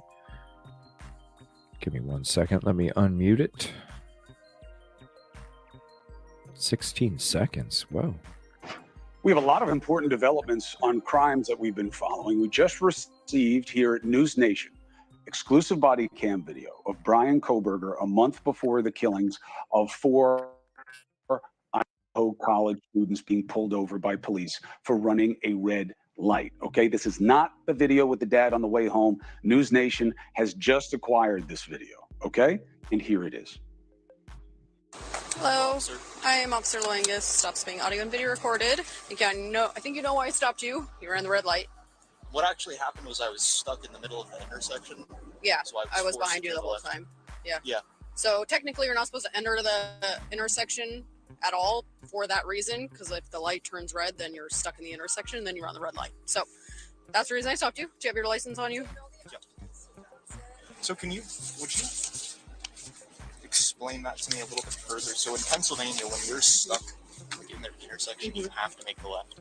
So what would the appropriate thing for me to have done? Just you're not supposed to block an intersection like that in Washington. So just by you blocking the intersection, that's technically a ticketable violation, and then you're running a red light, so it's another ticketable offense. So you're not supposed to proceed into the intersection until you can go, because a lot of people do what you just did, right? Is like you're sitting in the intersection waiting, and then turns, and then you're blocking. So yeah, there was a little bit of confusion with speeding because someone had stopped. I wasn't sure what they were doing, and then they put on their light to turn. Mm-hmm. So I thought that maybe they were letting me go through. Oh. Did you see that? No. Mm-mm. I feel like right before I made the turn, there was someone who made a right. They didn't have their signal on, so I wasn't sure if they were just waiting. Mm-hmm. Yeah, so I would just advise just don't enter the intersection until you can go, so you don't get stuck. What's up, Melissa? But in that situation, the best thing to do then would be back on All right, so the question is, this is about a month before the murders. It's obviously in Washington. What will this mean in terms of understanding this guy better? Let's bring in Jennifer Coffindaffer and Brian Enton. It's good to have you both. Jennifer, let me start with you. What's your observation of the video? You got 2 whammies. Coffindaffer. What stuck out to me the most, sorry, there was an interruption there, but what stuck out to me the most in this video is his just trying to convince her things that really weren't true. He goes through this whole discussion about somebody coming into the intersection and that they were going to stop, and that's the reason he did it. And then she says, well, no, I didn't see that. So it's kind of like him trying to buffalo her, in Pennsylvania, we do it this way. Yeah. And so I think for me, it just gives me insight as to the way he tries to manipulate a situation to have it make sense and go on his side. I'm looking at the Pennsylvania traffic law right now. I'm trying to give him the benefit of the doubt in terms of him saying this. But in general, I know Dusty, he's in Washington, but he said in Pennsylvania that's how we do it, that when you're in an intersection, you have to make the left. I don't know that that's true. I know that in New York, traffic you just said law, you looked up the freaking laws, so why don't you tell us, intersection man? Unless you can make the turn for exactly this reason, which is what the lawyer said in Washington. I'm not making it a legal point, and I'm saying, did he just lie to a cop? And if he did so, he did it. Did it well. He was very smooth with it.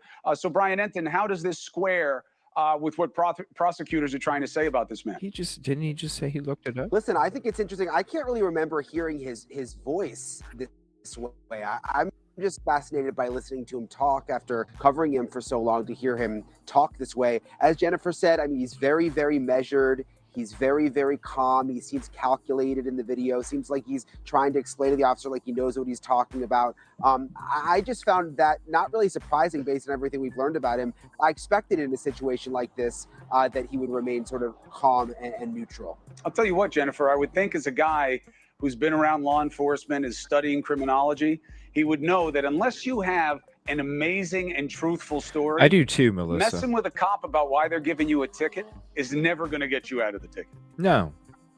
Well, I agree, Chris, but this isn't your average fellow. I mean, from what we know, he's pretty narcissistic, and narcissists believe they can talk their way out of anything.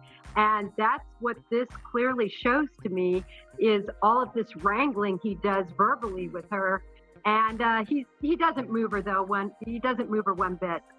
Hey, thank you for watching. Please go to newsnationnow.com. All right, I'm just going to watch the body cam itself again. And that's it.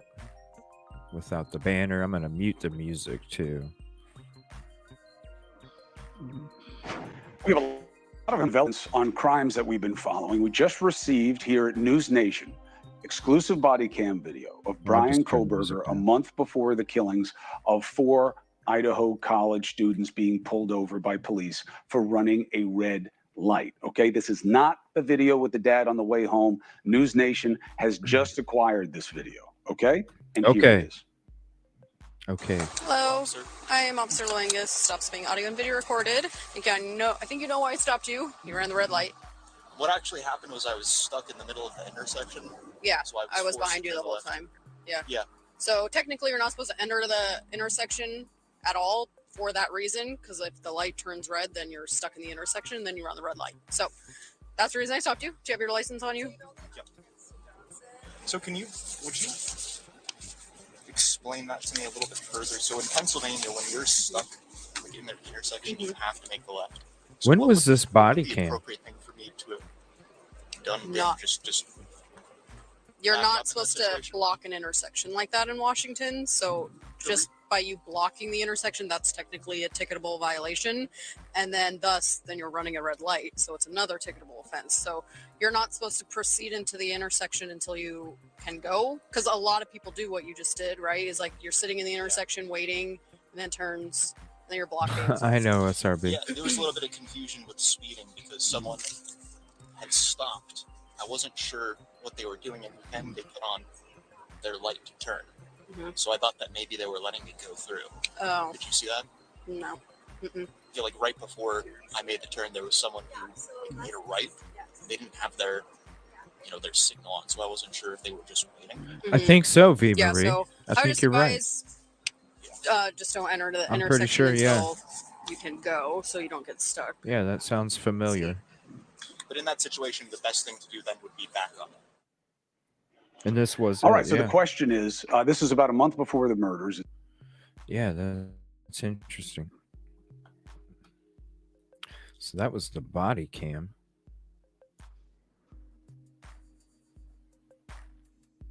I mean, I get what he's saying, though. Did you get what he's saying, Kevin? I get what he's saying. I mean, I do it, you know. Yeah. I do it. I wouldn't be, you know, I wouldn't be like, well, in Ohio, you know. So Yeah. I don't get that.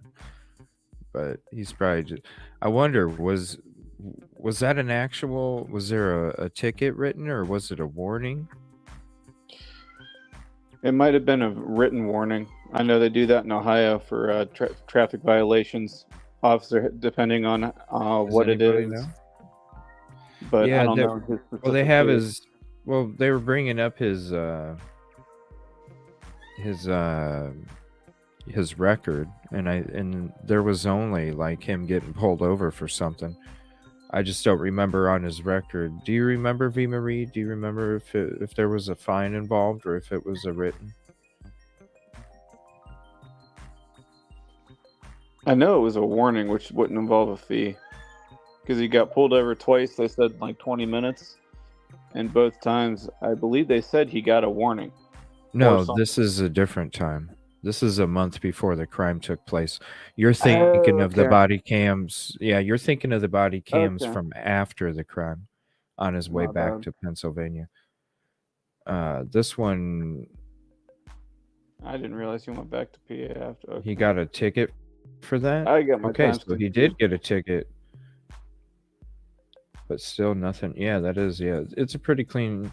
I remember looking it up a long time ago, and when she mentioned that, then it made sense with this body cam right here. Because I was like, that does make sense. It was from. That was really the only thing on his record. Okay. I mean, yeah, I didn't think I think he was trying to get his way out of a ticket, but it doesn't matter what the fucking Pennsylvania laws are. It's your responsibility as a driver to know what the laws are in each state that you drive in. So you got to double check, especially if you're moving there. Yeah, like some states you can't travel in the left lane. Other states like Ohio, you can stay in the left lane all you want, and they never stop you for it. Mm-hmm. Sorry, not one of my pet peeves at all. So we've checked out Van Life Adventures and Open Mind Perspective before.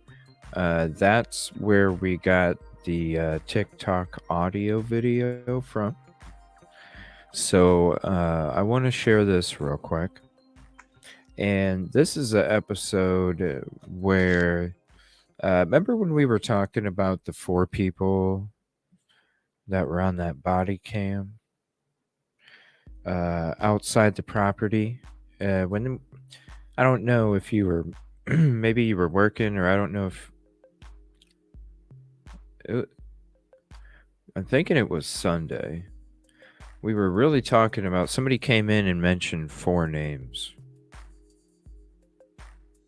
And it had to refer to a brother of somebody that used to live there that unalived themselves due to bullying, according to what's being said. So it was kind of interesting. And then there was a lot of talk about, these 4 people on the body cam that we watched a long time ago, at the beginning of some of these body cams. And so Van Life Adventures did an episode. I haven't checked it out yet. But I figured I'd check this one out because I did see the body cam from back then. It says something about a possible cover-up. So I'm interested in hearing what the theory is. So I definitely want to check it out and share her link as well. What do you guys think about that audio? We never really talked more about that audio. Whoa. Let me pause that real quick. Yeah, I appreciate that.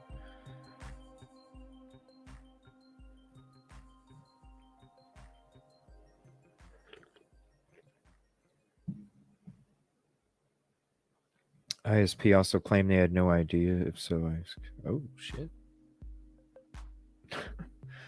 Do you buy that? The sarcasm. I don't know what's up with this audio. It sounds kind of weird. So what does she do these? Oh, that's interesting. So she does these as she's driving. Huh. Come on. There you go. It's the kid. What? It's an old man. Look. What is that? He's wearing Vans. Okay, I don't know what that is. What the hell? Here, let me get to this part. I don't know what the hell that was. So that y'all can say thank you. Hold up. One more time, y'all, before we move on with this. This is too good. There's our bro right there. I can't enlarge it, but there he is. With the messed up lip. That's him. Doesn't matter. Let me introduce myself. Hold on, wait a minute. Hold on, let's get a little bit right here. Let me introduce myself. Yes, I did. I don't. Okay. I'm gonna grab your info just because you got beer and you're walking around with it. No, it's closed. But okay. Yeah. No, you're good. I live like right now. I'll take it back to you. No, we're just doing alcohol enforcement and running around with beer. I'm sorry. I like him the way he introduced himself. I don't know. Let me introduce myself. I have no idea.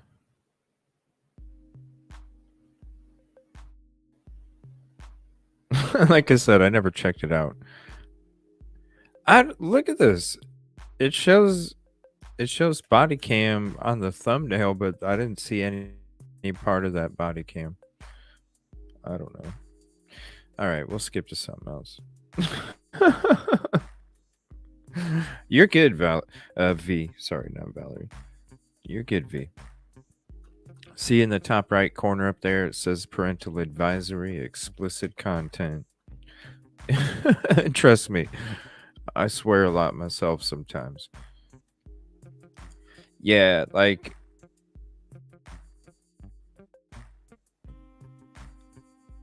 Oh, it threw me back at the top again. Oh gosh, it hasn't done that for a while, guys. Remember when it would throw me at the top of my folder? Yeah, look, see right here, it shows those 4 guys. The body cam, but I didn't see that at all.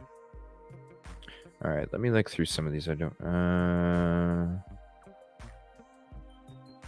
Let me see here. So we did watch that. There was some other episode up here we didn't hit on.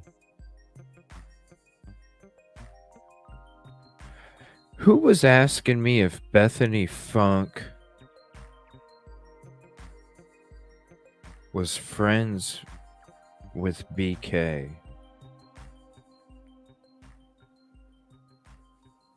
Cassie, who was asking me?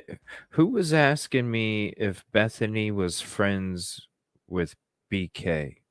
You said that was her. I swear somebody was asking me.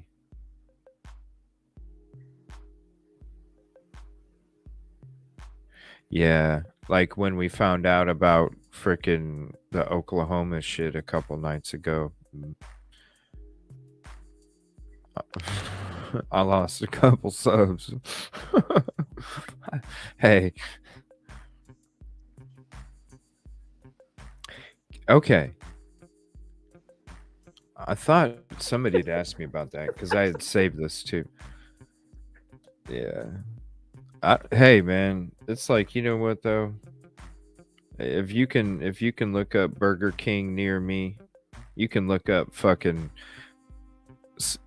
registered sex offender near me. That's all I'm saying. Yeah. All right. So this is harsh reality. I'm just speaking like how I would do it, you know? So this is harsh reality. Let me see here. Were they really friends? So I went ahead and saved this because I remember somebody was asking. Cassie was asking. Hopefully, well, she's hello feeling there. better. How is everyone? I hope you're all well. So this is video 2 of 2. So if you've only seen... Good night, buddy. Thank you for hanging out. one, Appreciate you, Ruckus. There's 2 videos today. Always mess that up. Straight into the meat and potatoes, however. As earlier on we talked about the fact that there is this new hearing that is going to happen prior to the scheduled preliminary hearing on the 26th of June, and that has sent people into a frenzy as to what this could potentially be. And one of those things is, does it have a connection with this potential exculpatory evidence that Bethany Funk holds?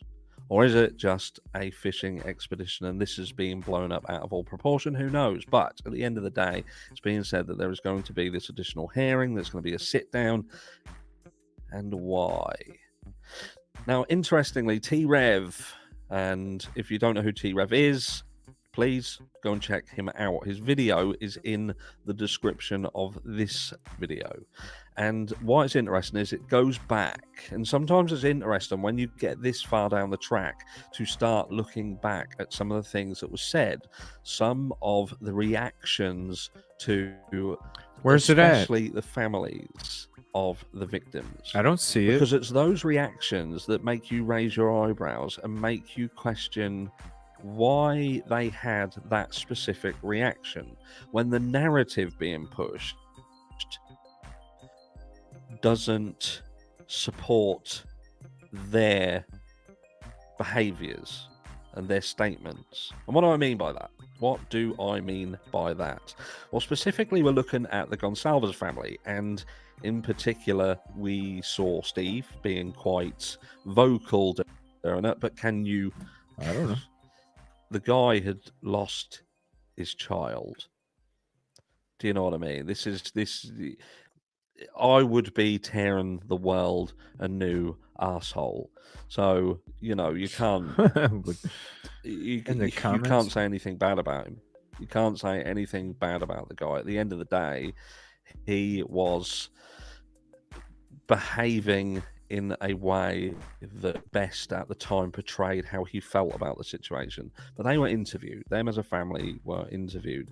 And they particularly were talking about the fact that certain people had been, how should we say, cleared very early on. And when you hear this, it makes you think, right, so who do you think about when you think people were cleared really quick?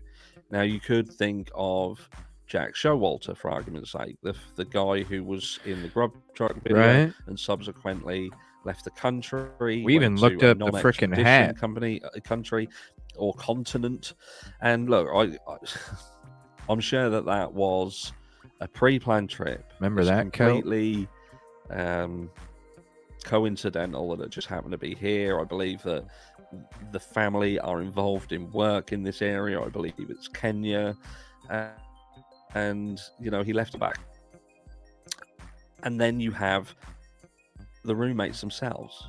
And when you think of roommates and you think of people living together, that term roommates.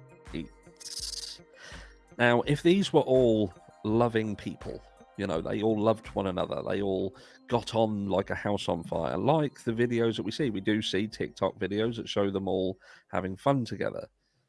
I've got videos that I can show you of me and my friends early, back in the day when I was a young whippersnapper, that would portray much of the same thing.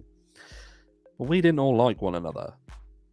And there were friends who very quickly turned into enemies, especially when boys and girls go into the mix together. And then some of the things are fueled by parties and alcohol. Things can break apart quite rapidly. And I hate to say it, but especially with females. Females nowadays, I've seen it with my own children, they're it looks like a complete lack of empathy towards one another. That's awesome, Fee Marie. They fall out of friendship very, very quick. They can get back in friends very, very awesome. quick. But what I found very interesting was the fact that the Gonsalves family, they kind of give a nod to the fact that potentially it was the roommates who had been cleared incredibly quickly. And I think to myself, well, what would lead you to feel that way? Because it could have only been through something that you had witnessed or something that you had been told. Now, there is obviously a gag order, so they can't just come out and blurt out what it is, but there is a frustration around them. There's anger around them. And there's been this from the start. A lot of it was to do with law enforcement and their handling of it. But there's just something for me that sits there, and people have forgotten so many things. People have forgotten so many elements and nuances to this case, such as we've heard audio of statements such as they're going to get you for this. And then when you pair that statement and that phone call and the conversations being had and who was there on that night while them conversations were being had, and they just happen to be people who have disappeared and ventured out and never come back, and just after things like they're going to get you for this have been said, and then later on they lose their lives. How have people forgotten about these things like they didn't exist? There is such a naivety that people are shown something like Brian Kohberger is paraded out like some, sideshow freak. And then everybody starts forgetting what we've learned up to that point. And some of these things were bollocks, but some of them do when you pair them with the event. There's questions there. There's things that have to be answered. Now, they don't have to be answered to us, but the process has to look at it.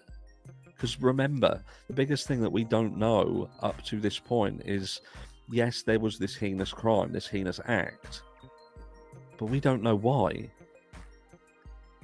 We don't know why it happened. Even if it was Brian Kohberger, why did he do it?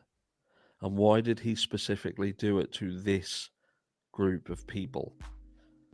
And again, I bring your attention to some of the things that were in the background.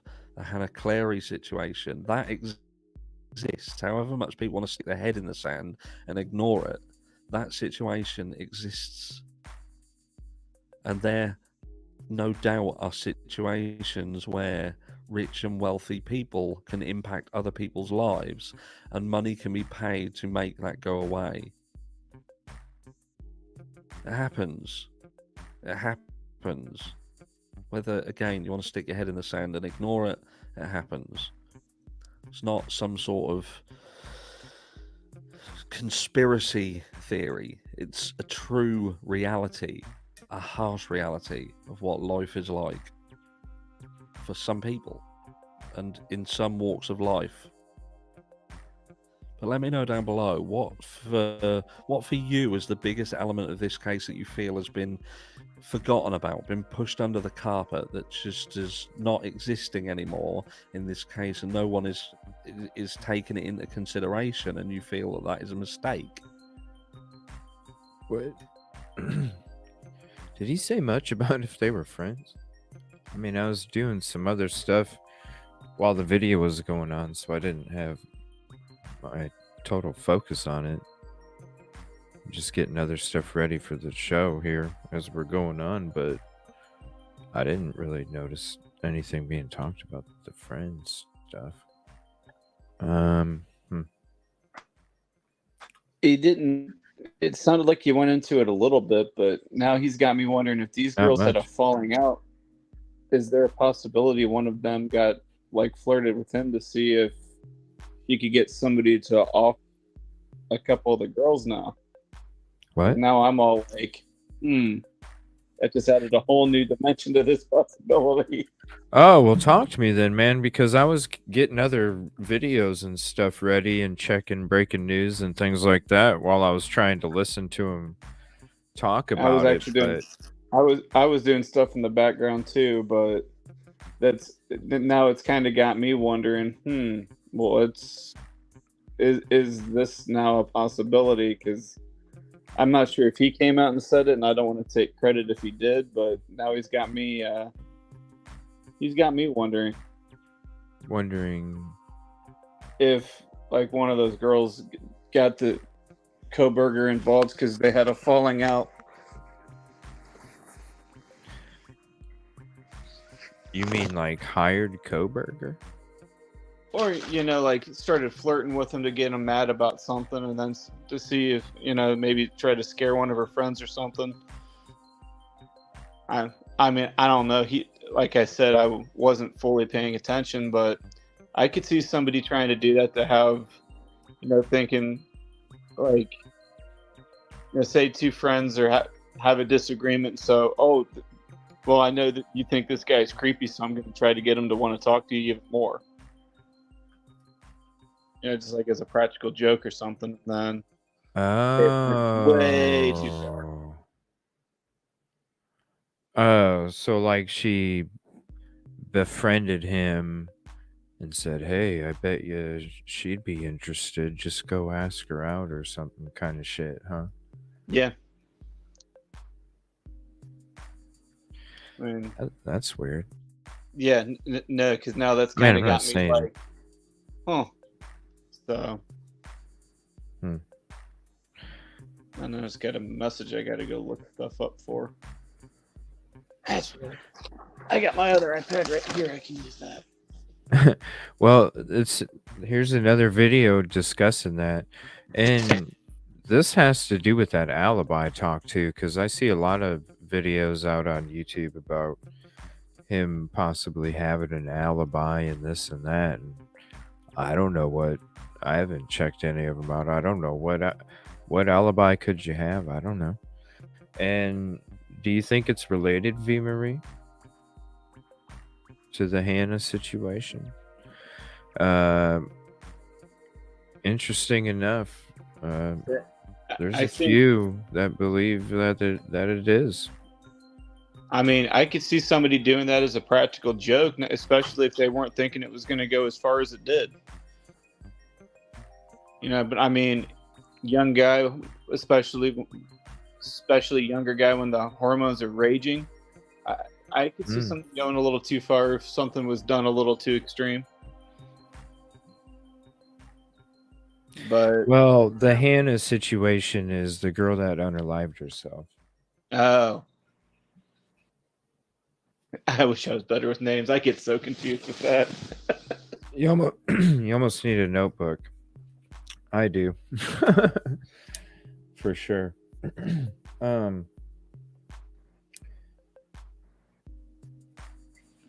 mean, it is a possibility, right? Because there was, I mean, this case has been out for a while, last November. There's been a lot of stuff being talked about. I mean, there's a lot of stuff being talked about these Kim calls and stuff again. If anybody remembers, when was it?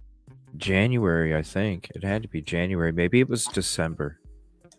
When the remember when the WSU Kim first called the Drunk Turkey show? That was like, man, they had less subs than I did when we checked out that episode. They got like 35 fucking thousand subs now, man. It was crazy. But they that mom had called in and was saying all sorts of crazy shit, and so there was a couple calls that took place, and then another one later on down the road, and then all of a sudden now, the last few days, now all of a sudden there's this WSU Kim chatter going on and stuff. So that might be an episode. I know it's a lot of crazy ass shit. I mean, hell, I remember when we were first checking out those first two calls. Didn't we have to like play it at 0.5 speed or something because it was just so like boom, boom, boom. we couldn't keep up. I remember we either had to speed it up or slow it down, and I think we had to slow it down, if I'm not mistaken, because it was like way too fucking fast. Yeah. Before the arrest. Okay, so yeah, it was in December. So there's some more. I guess she placed some more calls or something. So I think maybe at some point here coming up when we do talk Idaho 4 and just have a couple updates or whatever, I think we might chill back one of these evenings next week and listen to these Kim phone calls. If you haven't heard them before, we'll be kind of going back, listening through them, and it'll probably be a whole show where we listen to each call and have some commentary and stuff. So if you haven't listened to them before, definitely come hang out when I put that notification out for the WSU Kim calls. So this one is talking about what you're kind of talking about, Kevin. Does Kohberger have an alibi? It's got Bethany Funk and Kohberger's picture, and it says asked to come over. I don't even know who Hannah is. I really haven't dug deep into this game. I believe SRB. I think you're. I know I have a couple ladies in chat that are very knowledgeable about that part of the case. And, they've actually, like, with their theories, when they explain them to me, or even hop up on panel and explain them, they definitely make sense, and none of us really know truly, unless it was the person's involved or a higher power or whatever. But it definitely makes sense, especially this day and age. How we had a mental health episode a couple weeks ago where we just talked about mental health stuff, current, around the world, previous, things, shared different stories and stuff. And, it's all of these things that have been going on that actually sparked the topic. And then we kind of just changed it, the show on the fly, just because that stuff was more important. And so that stuff definitely plays a role in everything. I mean, just, look at these. It's like every day now something's happening. And it's because, we don't have the services or the resources available. This is an epidemic. And I don't know why the government's not doing anything about it when it comes to making sure that people can get taken care of. It doesn't have to be this way, Yeah. Hannah was an old dorm mate or in some dorm as Kaylee and Maddie. She was bullied. Allegedly, they were involved. She ended up taking too much sleep. Yes. Thank you, SRB. I mean, yeah, it could definitely make sense. I mean, especially this day and age. I mean, shit, I even had personal family members where I watched the school system hush situations because it affects their funding. Yep. You know what I mean? It's just this is not being taken seriously. And it's just unfortunate because these people are reaching out for help. Thank you, SRB. I appreciate that. All right, so this is this episode again. Again, it's harsh reality. Does Kohberger have an alibi?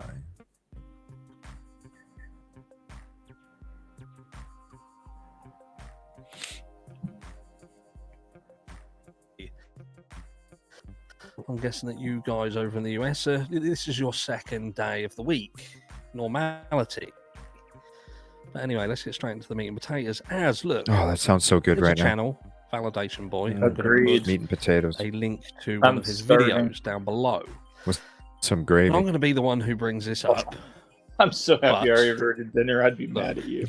I'm not sure that I'm completely in agreement with this. Well, everybody's used to saying what they're making for supper when they come in sometimes. So what do you have? What'd you get for DoorDash, man? What'd you get? I ordered Swenson's because it's the only thing that's good. Oh my gosh. That sounds so good. Doesn't it? Oh. Should I turn my camera on while I eat it for you? No. I'll do it for you. Oh God, that sounds so good. People don't understand. Oh, I know. People don't understand. That Swenson's burger with that brown sugar in the meat. Mm-hmm. Well, yeah. the best part is when you order it, or when it's when you're hungry and it's 1 o'clock in the morning and it's that or Taco Bell. Yeah, I hear you. Till 2 a.m. So it's like, that's a hard decision. Screw that. No, it's not. No, it's not. No, it's not. That No, was sarcasm. Swenson's every day, every time, Absolutely. every time. Absolutely. We'll enjoy that. I go to certain supply houses to get my materials for stuff I make, and there happens to be a Swenson's on the way home if I go the way that takes an extra 5 minutes. I've been known to go that way. You know what? Almost every time. You know what? I got 3 words for you before I hit play on this. You're an asshole. Some of you will be, but I'm going to tell you what I think is a possibility and why. So look, Validation Boy on his channel, he's like, look, I think I know what was happening there. I appreciate you, man. I think that there's a chance that potentially Bethany and Brian Kohberger were in some form of relationship together. Now he has come over and he has spent some time with Bethany. They have subsequently left and gone back to Brian's, and that is why Brian returned the next day to bring Bethany back to the property, whereby it was found what had happened, so on and so forth, and we've got this delay, and perhaps things were set in motion there to, make sense of what had happened. He went into a little bit more detail on that, and perhaps was a little bit more crass than what I have been here, and which is rare. Usually it's me who's doing the crassness, if that's a word. But look, I'm going to come at this from a slightly different angle, and I'm going to explain why. Okay. Now, we're hearing about this exculpatory evidence that Bethany Funk potentially has. And there's a side note saying that she has stated that she has saw or seen. English is my first language, for those of you who query that. It's early. Give me a break. So look, this exculpatory evidence, and it comes with this caveat, if you like, where she is saying that she has seen this naked individual leaving through the sliding door. I think it was Fox. I'm going to have a look at it here. I think it was Fox 10 or one of them that said that they were wearing a mask as well. So you can't make this shit up. So it's gone from a naked man to a naked man with a mask. But anyway, look. Hold on. Wait. I digress. Wait. In the PCA, it says dressed, clad in black, mask, bushy eyebrows. Where did this naked shit come from?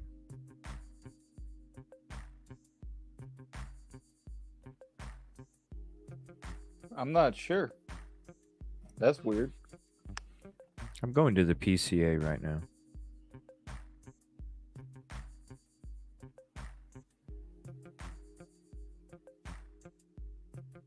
I know DM's statement isn't too far. Yeah, right here. DM. It's not too far in the beginning. If you guys would like a copy of the probable cause affidavit, here's the link to it.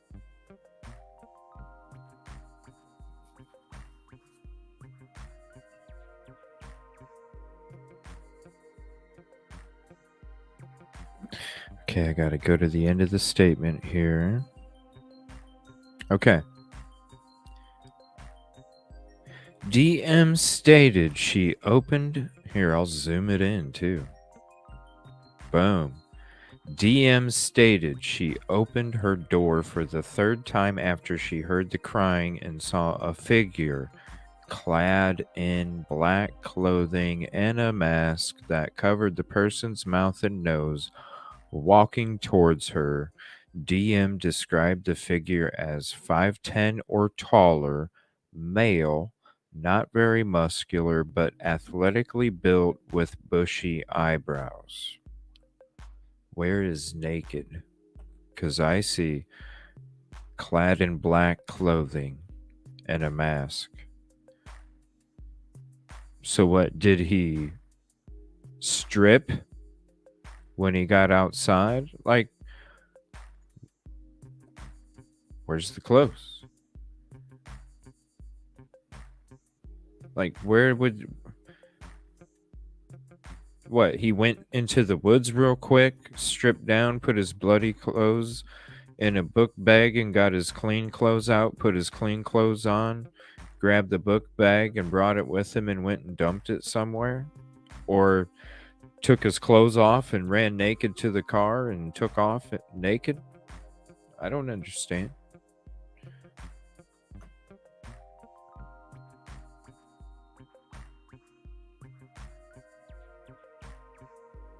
Hear me out. She was the driver. What? Cassie, can you hop up? Getaway driver? Get your head off of Swanson's. Good night, V. Marie. Thanks for hanging out. I appreciate it. No, anytime. And anytime you want to come up on panel, you're more than welcome. It's open panel. I appreciate you. It's not likely, not even true about the naked. Okay. I mean, I don't understand. You too. Appreciate you. Oh, I thought you were saying goodnight, Cassie. No, if you can hop up, Cassie, please. Thought I heard BF say. Now, that is what's being speculated out there right now. But where does that come from? When we were speaking of, I'm going to take a quick transition here. We were talking about so if anybody, Jinx, if you're still in here, or anybody, if you want to let Ruckus know the timestamp of the stream right now, I'm going to share V. Marie, those wooden nickels that you were bringing up. I want to show you something that Kevin Kraft actually made for the show, if it'll load up for me here. I've only sent you a couple of things I've done too. I haven't showed you everything yet. No, this is I don't know what's Facebook's acting weird. Hold on a minute. Let me just open up a new one. It does involve me in technology, so I'm sure it's acting up. No, technology does not like me. Ever since I dropped out of computer school. I didn't get it. Did you send it to my YouTube?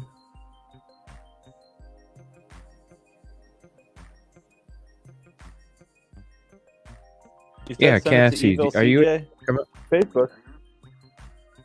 It might be taking a minute because I'm using the same phone to stream the show. Oh, okay.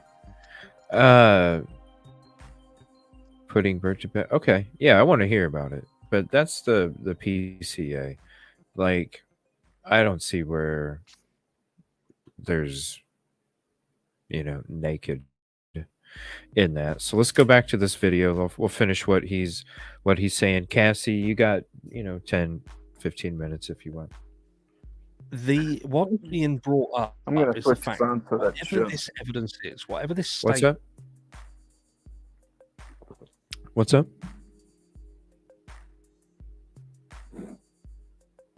Is whatever she has been requested to come and speak about is specific to her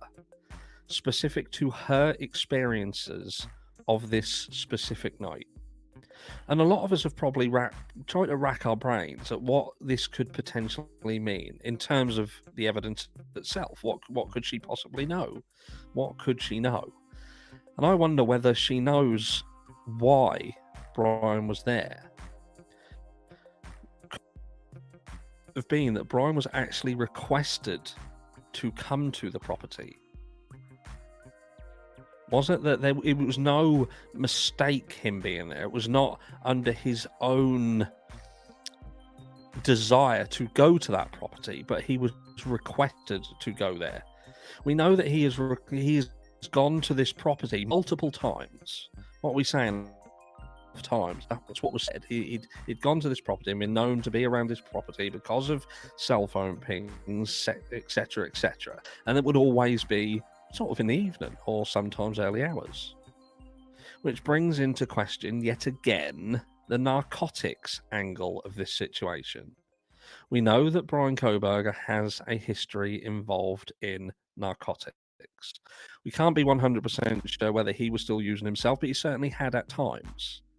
Which some may assume that he still knows where to locate certain things. And we also know that laws across different states differ heavily in terms of narcotics. Now, perhaps Brian was called there. Perhaps he was called there after a night out. They'd all been out, they'd all been partying, they'd all been drinking, they'd come back to the house, had ordered food, and they wanted something a little extra. And he actually came to this property to bring something. Now, you've got to think of it this way. Now, Brian Kohberger, it doesn't matter to him if this comes out, because it's much better for him to be known to be a drug dealer than it is to be a mass murderer. But the reluctance in some of these people to come forward raises that question, because I don't know whether they would want to be seen in the eyes of the public and perhaps the eyes of those around them, the faculty, their parents, be known to be people who have been getting drugs brought into the state and utilizing them and perhaps supplying other people around their property as well. Now, look, I'm spitballing. This is complete speculation. There is nothing that would completely concrete this as fact. There just isn't. But I'm trying to make sense of the information that's out there. And for me, this is one angle of this case that makes a huge, huge amount of sense. And for Brian Kohberger to be trying to bring her forward to say her piece, and they feel that this is indeed exculpatory. Now, could they really just be taking the piss? Could they really be on a fishing expedition? Now, I don't know. Again, it could be possible, because if someone's fighting for their life, they're going to try every tactic in the book. But surely, if she knows nothing whatsoever, then why even go down this route? She'd just turn around and say, well, I don't know why he's going. I genuinely know nothing, which she could still do. But to me, it makes a lot of sense that he was requested to come there. There are questions surrounding the dog. Why wasn't the dog barking throughout the entire night? Why was the dog only heard, and was it Murphy that was heard on that camera for that short period of time? That's interesting. What was the dog doing? Was the dog shut away for these 8 hours that we're talking about? The 8 missing hours. The dog in this situation where that was not heard barking throughout the night, from what we can believe. What happened to it? Where was it? It was shut away and left away and was happy to be shut away. But for those few minutes that just happened to coincide with this very convenient time frame for the murders, it just happened to be barking. All very convenient. Again, with the knife sheath, again conveniently found where it was found, with what we're believing so far to be touch DNA that had to go to a cold case specialist department in order to find where the DNA, where it originated from, who it was. And look, we've said this time and time again. Brian Kohberger had already given his DNA to another database to check on his roots. And he had also taken his own phone this night that he was aware of. When he was initially arrested, apparently he was speaking to law enforcement for 15 to 20 minutes, and he was happy to have a discussion with them. It wasn't until something happened, something was said, that he turned around and requested an attorney. And still, his comments to that attorney, the public appointed attorney, was, I'm eager to get back to Moscow. Let's get on with it, because I need to be exonerated. And some people have poo-pooed that and said, look, it's just him fucking chancing his arm. And perhaps maybe he is. Maybe he's guilty of sin and no one else was involved. And I can buy that. It's possible. Of course it is. I'm not arrogant enough to think this guy. But you got to explore other possibilities in the clear, didn't do anything. But what I'm also not going to do is ignore shit that is happening around this case. Now, some people might want to bury their head in the sand. They might want to listen to things and think it's got nothing to do with it and not care. All they want want is for their thought process and what they believe to be the way in which this crime went. They want that to be validated. And if that means crucifying a man before he's gone through due process and ignoring certain things, and they're willing to do that. And I say, that is wrong. That is wrong. For true justice to be served, you have to turn over every single stone and listen to every single thing. And for me, for them to be requesting that she comes forward and saying quite clearly that she has exculpatory evidence, something's crazy about it, that's for sure. Then in my eyes, Brian Kohberger was familiar to that house and he had been asked to come back. I mean, and beyond that theory that he's talking about, when we read through the supplemental, the third supplemental request for discovery at the beginning of the show, thank you again, SRB. That ain't all. I mean, this shit is deep. Like, it's not only Bethany Funk, it is the collection, the process, the emails, the corrective actions, like, I mean, everything. Back there that night for him to randomly up sticks and exactly fuck off, SRB, back from Pullman all the way over to there and then left and then come back the following day. I am thinking that there is a potential that he was asked to go there. He left, whether he saw something happen when he got there, it had already happened, and he had gone in there and he had tried to help people and it was too late and he left. And why he questioned whether anyone else had been arrested at the point with which he was arrested is because he wondered whether the reason for him being arrested was because someone had said that he was there, or he was caught on camera in his own car, or caught by his phone records, which he knew that. He had mentioned to law enforcement or to his public defender, I'm sure they've got my phone records. They'll know where I was and how I was. I'm quite aware of what is going on. The guy is not stupid, and however much people want to think he is not stupid. And I believe there is more to this case. Now, could I be wrong? Yes, I could. But am I willing to bet my life on the fact that I'm not? No, I'm not. For me, hold on, because I think there's a storm coming. And I'll catch you all in the next one. What's up, Harsh fam?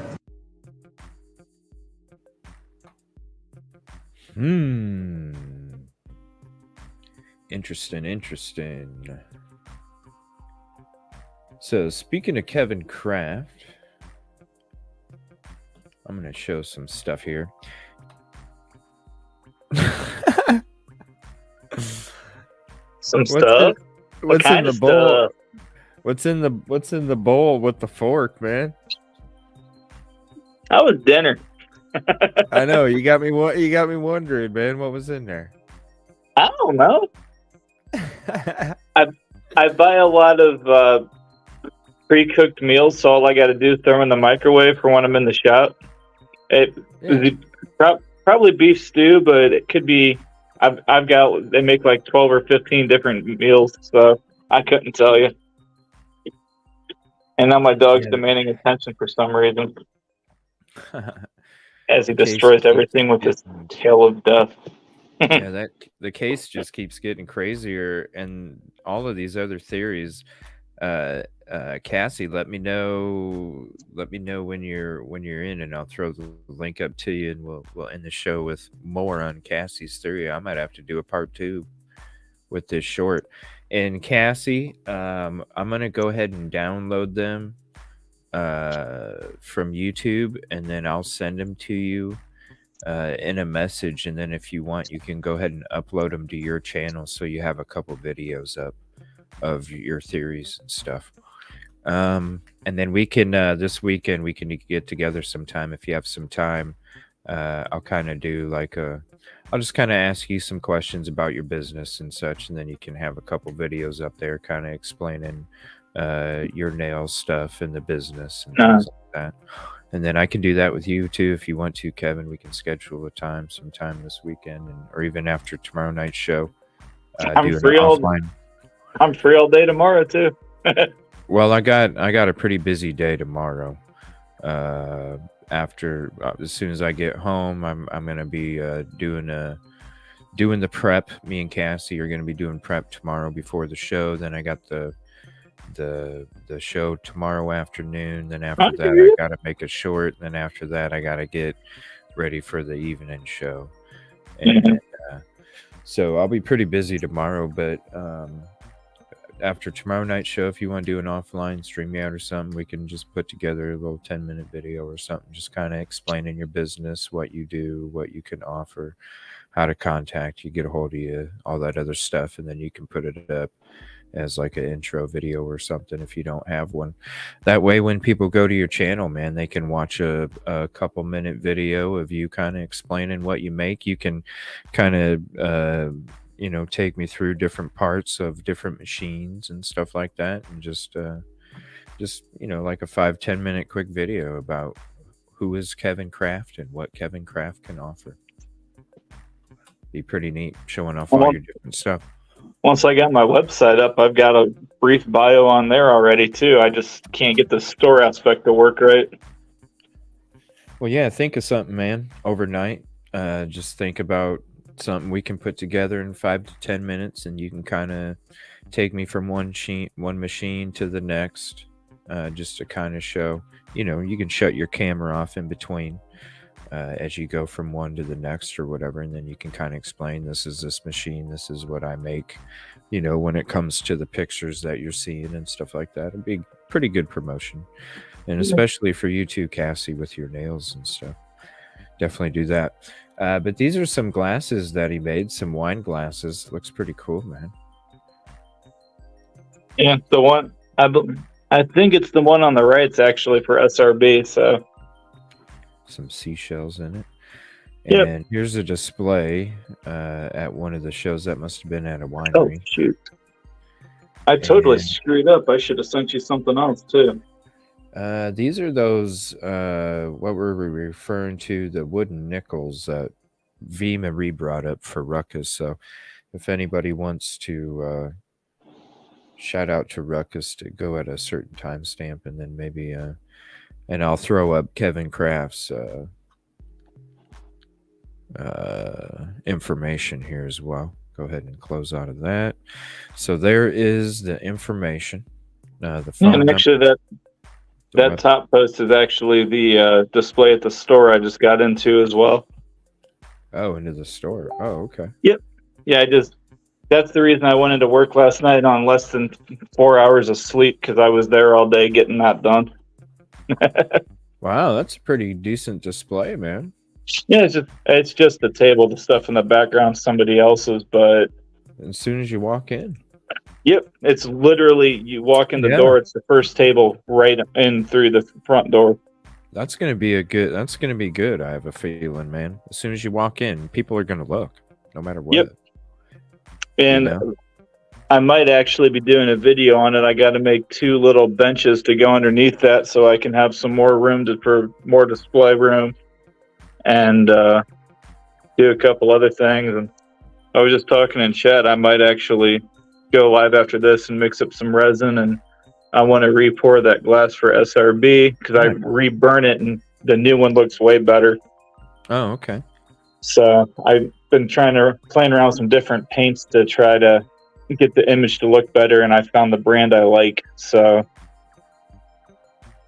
yeah, I might redo that. And I got my little Lego dude blew apart on me the other day, so I gotta re-pour that and try that round too, and I got lots of stuff to work on. Hell yeah. What, you going live after the show? I might. Depends if anybody's actually interested. Otherwise, I'm just going to do it because... Just go live even if anybody isn't. Yeah. There's always replay, man. That's a good thought, because I just bought the other day, and it just came in today, one of those overhead camera holders. Mm-hmm. I might have to now just to try it out. Yeah. Do it anyway. There's always replay. Yeah. It's just more work when I do it that way, but whatever. Actually, I got sand resin mixed up right here. I can throw on. Yeah. Okay. I'll probably be going live after this. Cassie, where you at? Are you here still? Oh, look. Swenson's. My driver's approaching with my Swenson's. Oh, yum. I want to hear this theory, Cassie, before I hop off.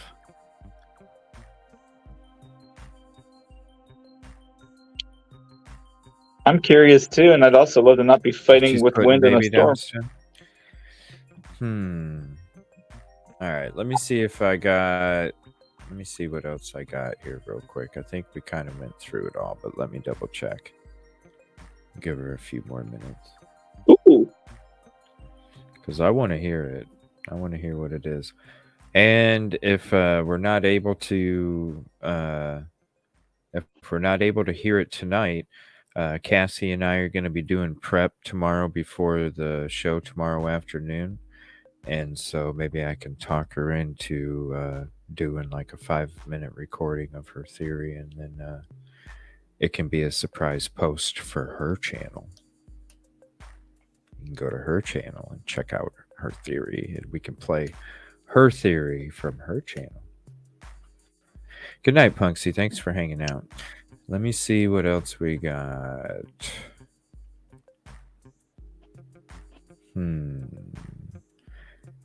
Kohberger helps save coworker's life. Do you need something to... Here, we did not touch on this. Why does Steve Goncalves want to challenge the gag order? Another harsh reality video. What's up, man? I was going to say, if you need some filler, my dinner just got here. I can totally let you watch me eat. No, we're good.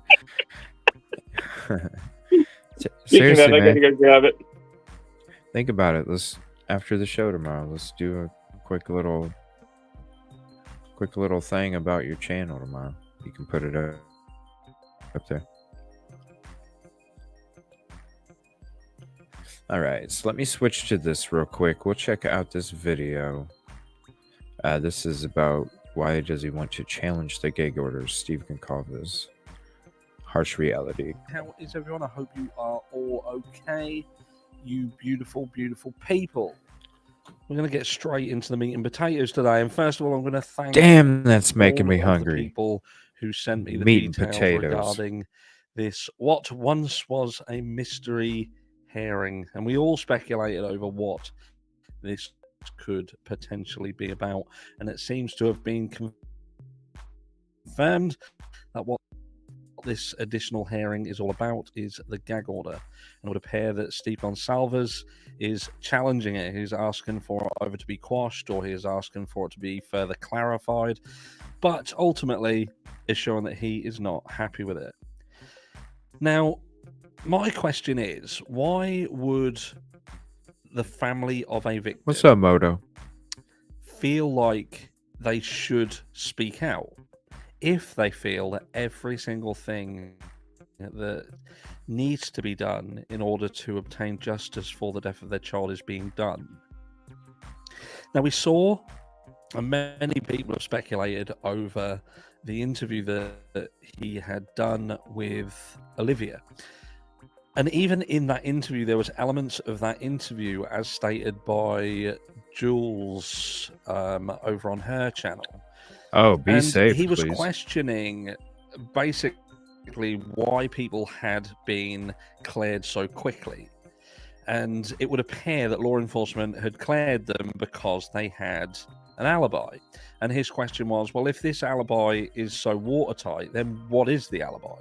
It would appear that that alibi was withheld. And that seems a little bit odd to me. It does seem a little bit odd that in the event that someone is being cleared in this type of crime, why wouldn't you be able to disclose the alibi that they have? If they're on holiday, if they're with someone else, if they're in some other area altogether. The difference here is that the individuals in question were actually at the property. And that's where I would imagine that Steve Goncalves is querying the situation, Because how does someone truly have an alibi if they are in the same building that the crime takes place? And basically, any other person that could have given them an alibi is no longer alive.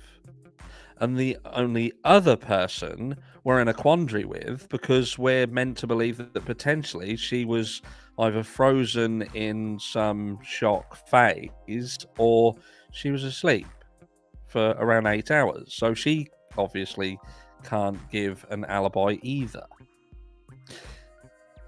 And there lies the problem. The problem is that we have a victim's family who seemingly want to speak. They want to be able to talk. Now, is it simply that they feel that they have something to tell people, they have something to say, or they are just confused as to the lengths that the gag order goes, and does it refrain them from just generally speaking about even how they are coping and how they dealt with things throughout the situation? Because it's been said that some people who even knew Brian and had dealings with him prior to all this kicking off had also been told by law enforcement not to speak about it, not to talk about Brian, not to mention anything, not to do any interviews, not to just keep your fucking mouth shut. And that seems to be the same across the board. Nobody seems to be able to talk about anything. And when a gag order seemingly has such a reach, and it seems to be not just trying to protect the elements within the process itself, but literally shutting everybody up from talking about anything whatsoever, questions start to be raised as to what is the true intention of the gag order.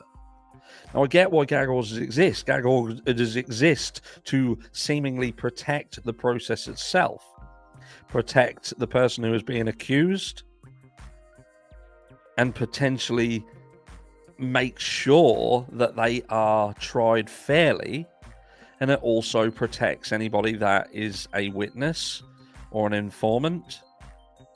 Yes, I did just say that. But look, there is a lot happening in this case. We're now hearing about, this exculpatory evidence. And I know this is going to drive some people mad because this is the hot potato at the moment. This is what everyone's talking about. But when you pair that with the things that you hear in the background and the things that I covered in the last video that I released, come on, guys, you have to question certain things. And how are people now going to start attacking Steve Gonsalves? Are they going to start saying that he is just a liability? He doesn't need to say anything. And it's the gag order is stopping people like Steve from saying things that could potentially harm the case. And I say there is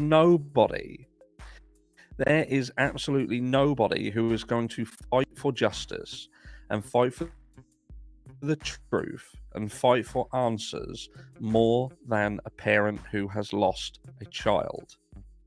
There is nothing that guy would do to jeopardize the situation, but it would appear that he has things to say. There are things that he has obviously heard. You imagine what we have heard, even myself, what I have become privy to, and I am thousands of miles away. Can you imagine what he may have been made privy to? Can you imagine what people could have said if they have reached out to him? Think back to some of the statements that he made himself early on regarding the fact that whoever did this didn't have to venture upstairs. Now, many people have contemplated what he meant by that, but there must have been something that was said, something that he was told that made him say that. For him to be questioning the alibis that apparently the other people within the house had, then he must know something about the relationship between them. He's obviously not feeling that all of the people within that home were these loving friends. They were there to protect one another. This 8-hour delay, this law enforcement being called's delay, and the fact that it wasn't even the survivors who made that call, the fact that law enforcement Well, thank you and, for hopping in, know, Truthful. I hope you feel better. medical assistants, they weren't the first on the scene. There were friends who were called, and they were first on the scene. It raises questions as to whether or not the people who were left behind on that fateful night, if they were being disingenuous. It has in their from the actions. beginning. It has from the and beginning. he has a right to question that. Now, do I have a right to question it? That's arguable. I am someone who is interested. I have donated a lot of my time towards this and bringing information out about it and looking and trying to find things.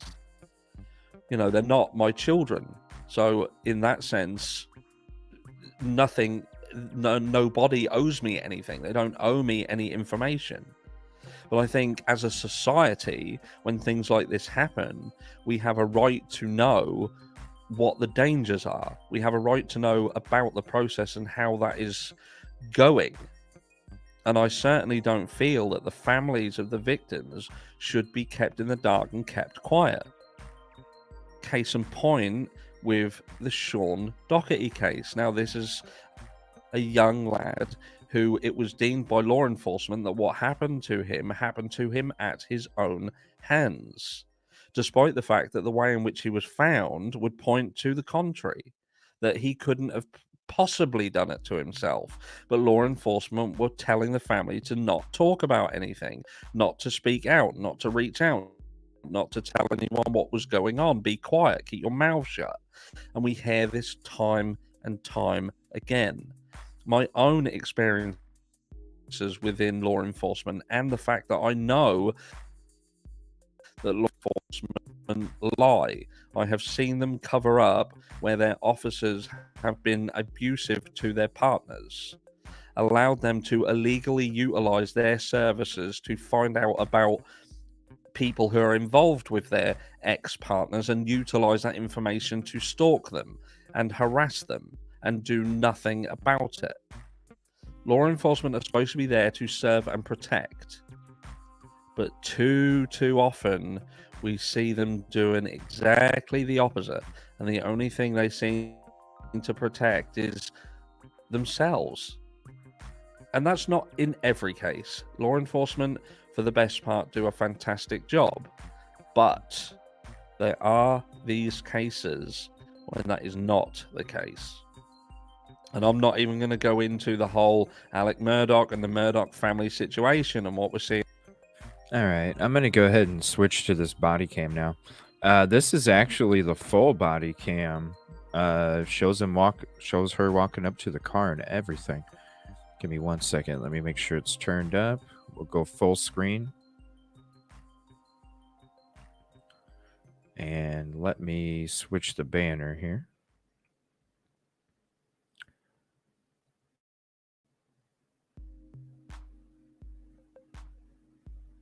And then after this video, we'll wait to see if Cassie's available to explain her theory. If not, I'm going to try and talk her into making a offline StreamYard video where I can screen share some stuff while she's talking about it. And then send it to her so she can upload it. What's up? SRB just said she won't be back. The baby is very fussy. Okay. Yeah. Maybe we can set it up where she can release it on her own channel. I think that'd be really cool. And then I'll just kind of help her out, do the recording and screen share whatever she wants me to screen share while we're doing it. I think that'd be really cool for her. All right, so we're going to check out this full body cam real quick. And then after that, I'm going to go ahead and end the show. I'll do my outro. Please check out or at least share this show tomorrow afternoon that we're going to be doing. The more times we can get this information out there, that's probably going to be the best thing and the best way to help the case that we're going to be talking about tomorrow afternoon. All right, here's the full. I'm all stop video record. I think you know why I stopped you. You were on the red light. What actually happened was I was stuck in the middle of the intersection. Yeah, so I was forced behind to you the turn whole left. time. Yeah. Yeah. So technically, you're not supposed to enter intersection. Wait, oh, it did show his full face there.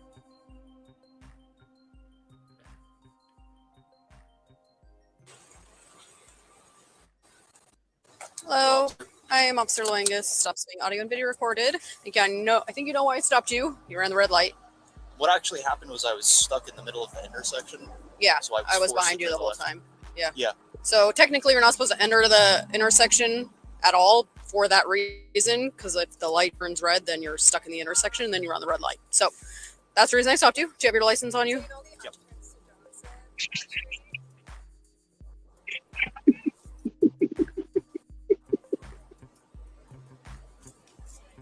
Do you have the registration and insurance? So this is on 10/14/2022 at 4:33 in the afternoon.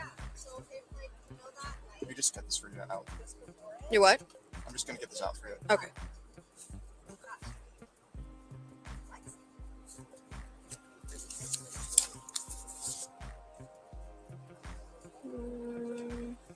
So would you explain that to me a little bit further? So in Pennsylvania, when you're stuck in the intersection, you have to make the left.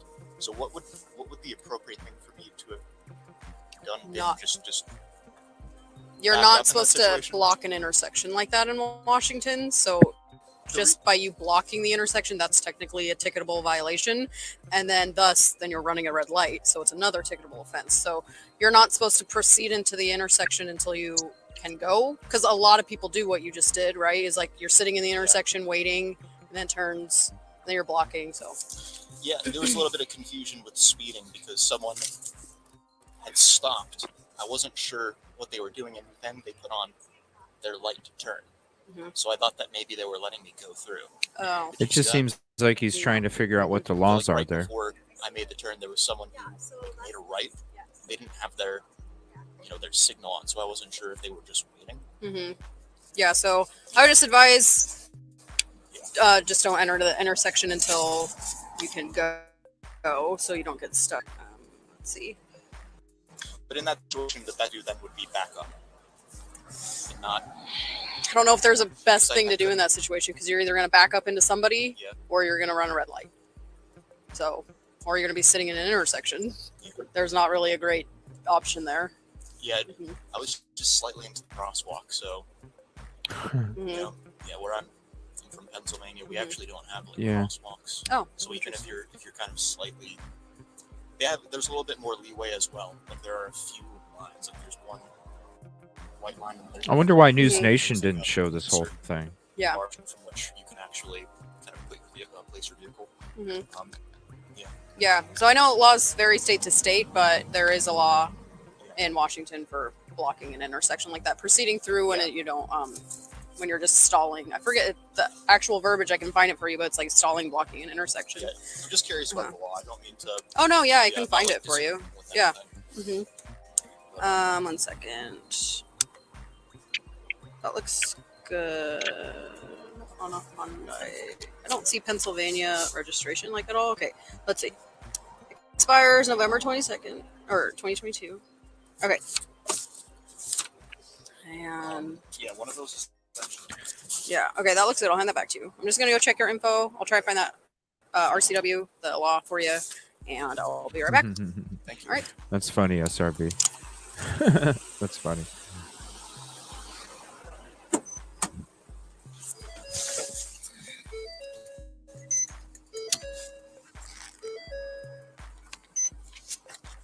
Sierra 331, code 4 driver. Last of Kohberger, King, Ocean, Henry, Boy, Edward, Robert, George, Edward, Robert, first of Brian, Boy, Robert, Young, Adam, Nora, middle C, Charles, date of birth 112194, Mount Washington.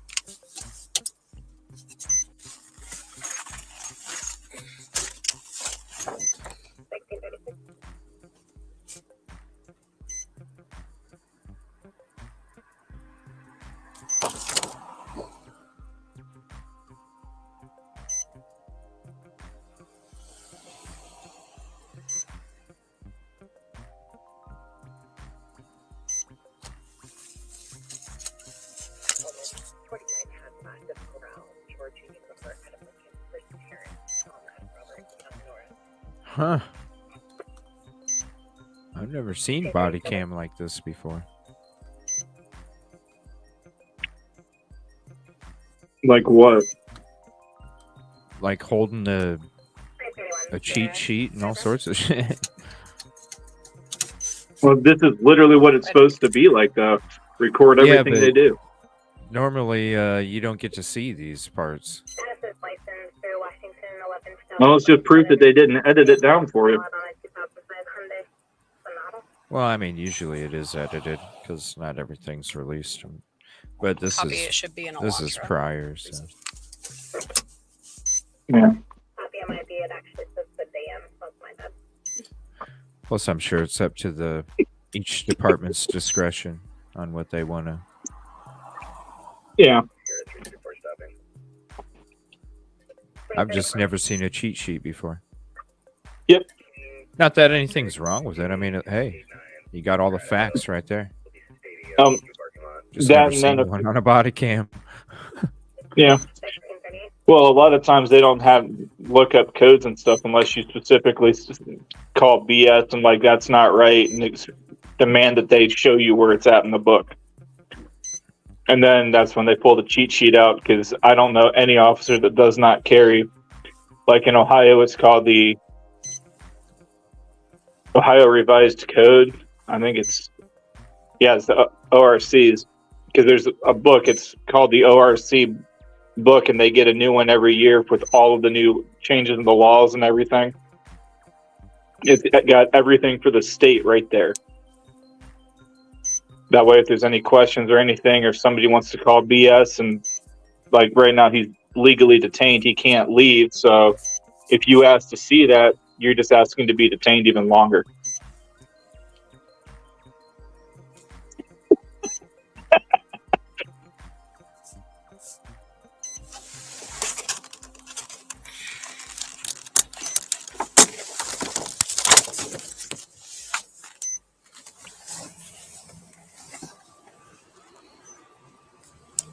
I'm not sure which one that's in reference to, SRB. I act up too much to be able to keep track. Okay, so I found it. So I don't know what in Pennsylvania where you go to find laws, but in Washington it's called the Revised Code of Washington. So I'll try to bring this up, but it's basically it's just called an RCW. So it's RCW 46.61.202. So it's no driver shall enter an intersection unless there is significant space on the other side of the intersection to accommodate the vehicle he is operating without obstructing the passage of other vehicles despite any traffic control signal indications to proceed. So you had a green light, so you're thinking you can go, but you're blocking the intersection. So that's if you're ever curious in any laws in Washington, just Revised Code of Washington. So I'm not writing a ticket or anything like that today. I understand you're from Pennsylvania, but in the future, don't proceed through the intersection. You can't get stopped for that alone unless you can clearly just clear it right away. Okay. So that basically, I understand. You're just supposed to wait behind the white line. Drivers do it all the time, but it never even occurred to me that was actually something wrong. But well, except for the fact that I was blocking the crosswalk, which is why I went through. And states vary a lot from laws. Like Pennsylvania might not even have that law, but in Washington we do. I'm actually just from a very rural area, so we just don't have crosswalks. Oh. Unless I visit an area where there are crosswalks, and then it's not very frequent. Yeah. I do apologize if I was asking you too many questions about the law. I wasn't trying to No, not at all. Like I understand you're not from here, so if you don't, a lot of people don't know a bunch of laws. Like I only know it because this is what I do. But yeah, if you're ever curious on any more laws, just RCW, and they can be hard to read because it's in like legal language. But hope that helps. Definitely. Yeah. Have a good day. That's interesting. Like he was being pretty respectful too. Yeah, and that's a cool cop too. Like to actually, because a lot of times you can ask them. I don't believe they're required to look it up. So the fact that she took the time to and wasn't being a jerk about it, that's a cool cop. That's the kind of cop I love. If I have an interaction with them, that I love to talk to because they're just talking to you like a person.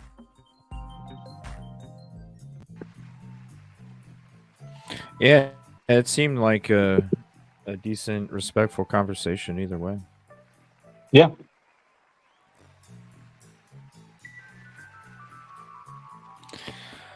Yeah, well, I'm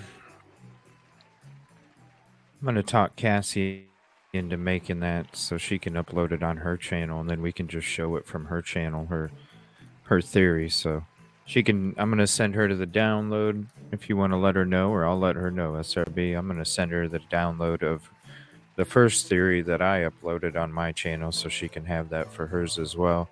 And then we can do a continuation, and then we can wait for her to post it on her channel. Think about something you want to do, man, where you can walk me through real quick on your setup and stuff, and maybe walk me through some of your products. We can do a little 5-10 minute video if you have time after the show tomorrow, if you want to do something on StreamYard real quick. A little promotion for yours as well. If anybody else has a channel and they would like me to kind of do that same for them as well, just reach out to me, and we'll do a little 5-10 minute thing for your channel as well. If you're, like I said before, plenty of times in this, and I gotta say it again because it really needs to be out there, please definitely check out tomorrow. If you can't check it out, check out the replay. If you can't check out the replay, please share it.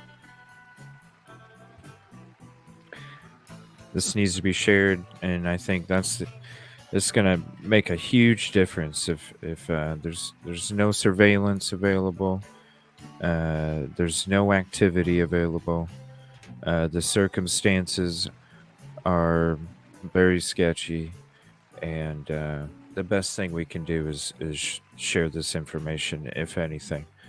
And I'll be doing it starting tomorrow. It's going to be a weekly episode. Every Friday afternoon, starting tomorrow, and every Friday after that, Unexplored, Lost, and Unsolved, where I cover cases that don't get any national attention, just so we can spread the word about them. What's up, Scout? Thank you for hopping in. Appreciate it. Thank you for hanging out up here, Kevin. Appreciate it. Yep. You going No live, problem. man? Yep, I actually just finished setting up my overhead holder thingy. I gotta, as soon as I log off of here and get this plastic off, I'm gonna hop in and hop on the StreamYard, get the stream started, and then I'm gonna run downstairs, grab what I need to do or what I need for up here, and then we'll be going. So, in about 5 minutes. It'll be live with music, though, so. That rock music, too. I love that music, dude. Hey, you know what? I can wanna make you get an audio clip that you can upload for your own personal rock music if you want. If I knew how to do that stuff, I would have already done it. So I'll take anything you want to get. Well, honestly, that's I how kind of want to get. I kind of want to get that song and record it like for a loop for like 3 or 4 hours and just let it go in my own head because it gets me in the mood to work. Yeah. Just load up a StreamYard and hit play on the music. Offline StreamYard, just do like a project recording, and then you can turn up the music, hook it up to your Bluetooth, and then you can listen to the rock music as long as you want, man. I didn't think about that. Yeah. Might have to do Yeah, that. that's how I got this applause. Different things like that. I've figured out how to make some sound files and shit. Yeah. I'm slowly learning. Not having real internet doesn't help me out much, though. Yeah. All right, everybody. Well, we are going to be doing a hangout tomorrow night. We're going to be doing Family Feud, Jackbox, and then Kevin and I are going to shoot some pool. We'll be checking out another episode of Tales from the Crypt, maybe two, because there's a couple of them that came through the recommended feed since we watched that one. There's a couple of them that came through, and I was like, ooh, I bet those are good. Actors that I think just starting out. I'm not going to tell you who. I'm going to keep it a surprise. But we'll watch those at the beginning of the show while everybody comes in. Huh? Oh, nothing. You're keeping stuff secret, and I'm not an impatient person, so. Yeah, it's a surprise. But Like you'll I be told- whoa. Like I told my family that is always on me about being more patient. I didn't become a doctor for a reason. I don't have patience. I forget where I heard it, but that's one of my favorite jokes. That's why you were a woodworker, man. Yeah. Exactly. That's why I didn't become a doctor. I don't have patience.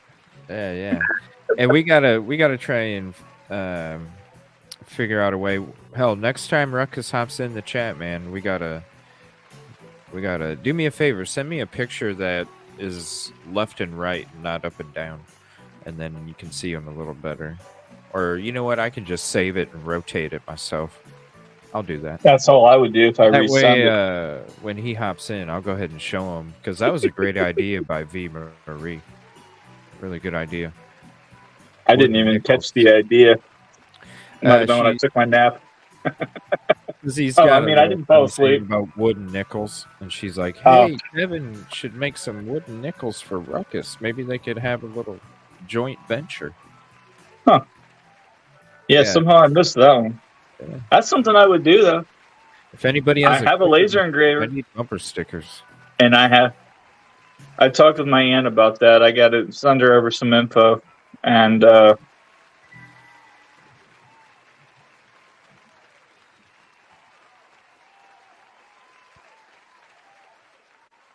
What's up? Uh-oh.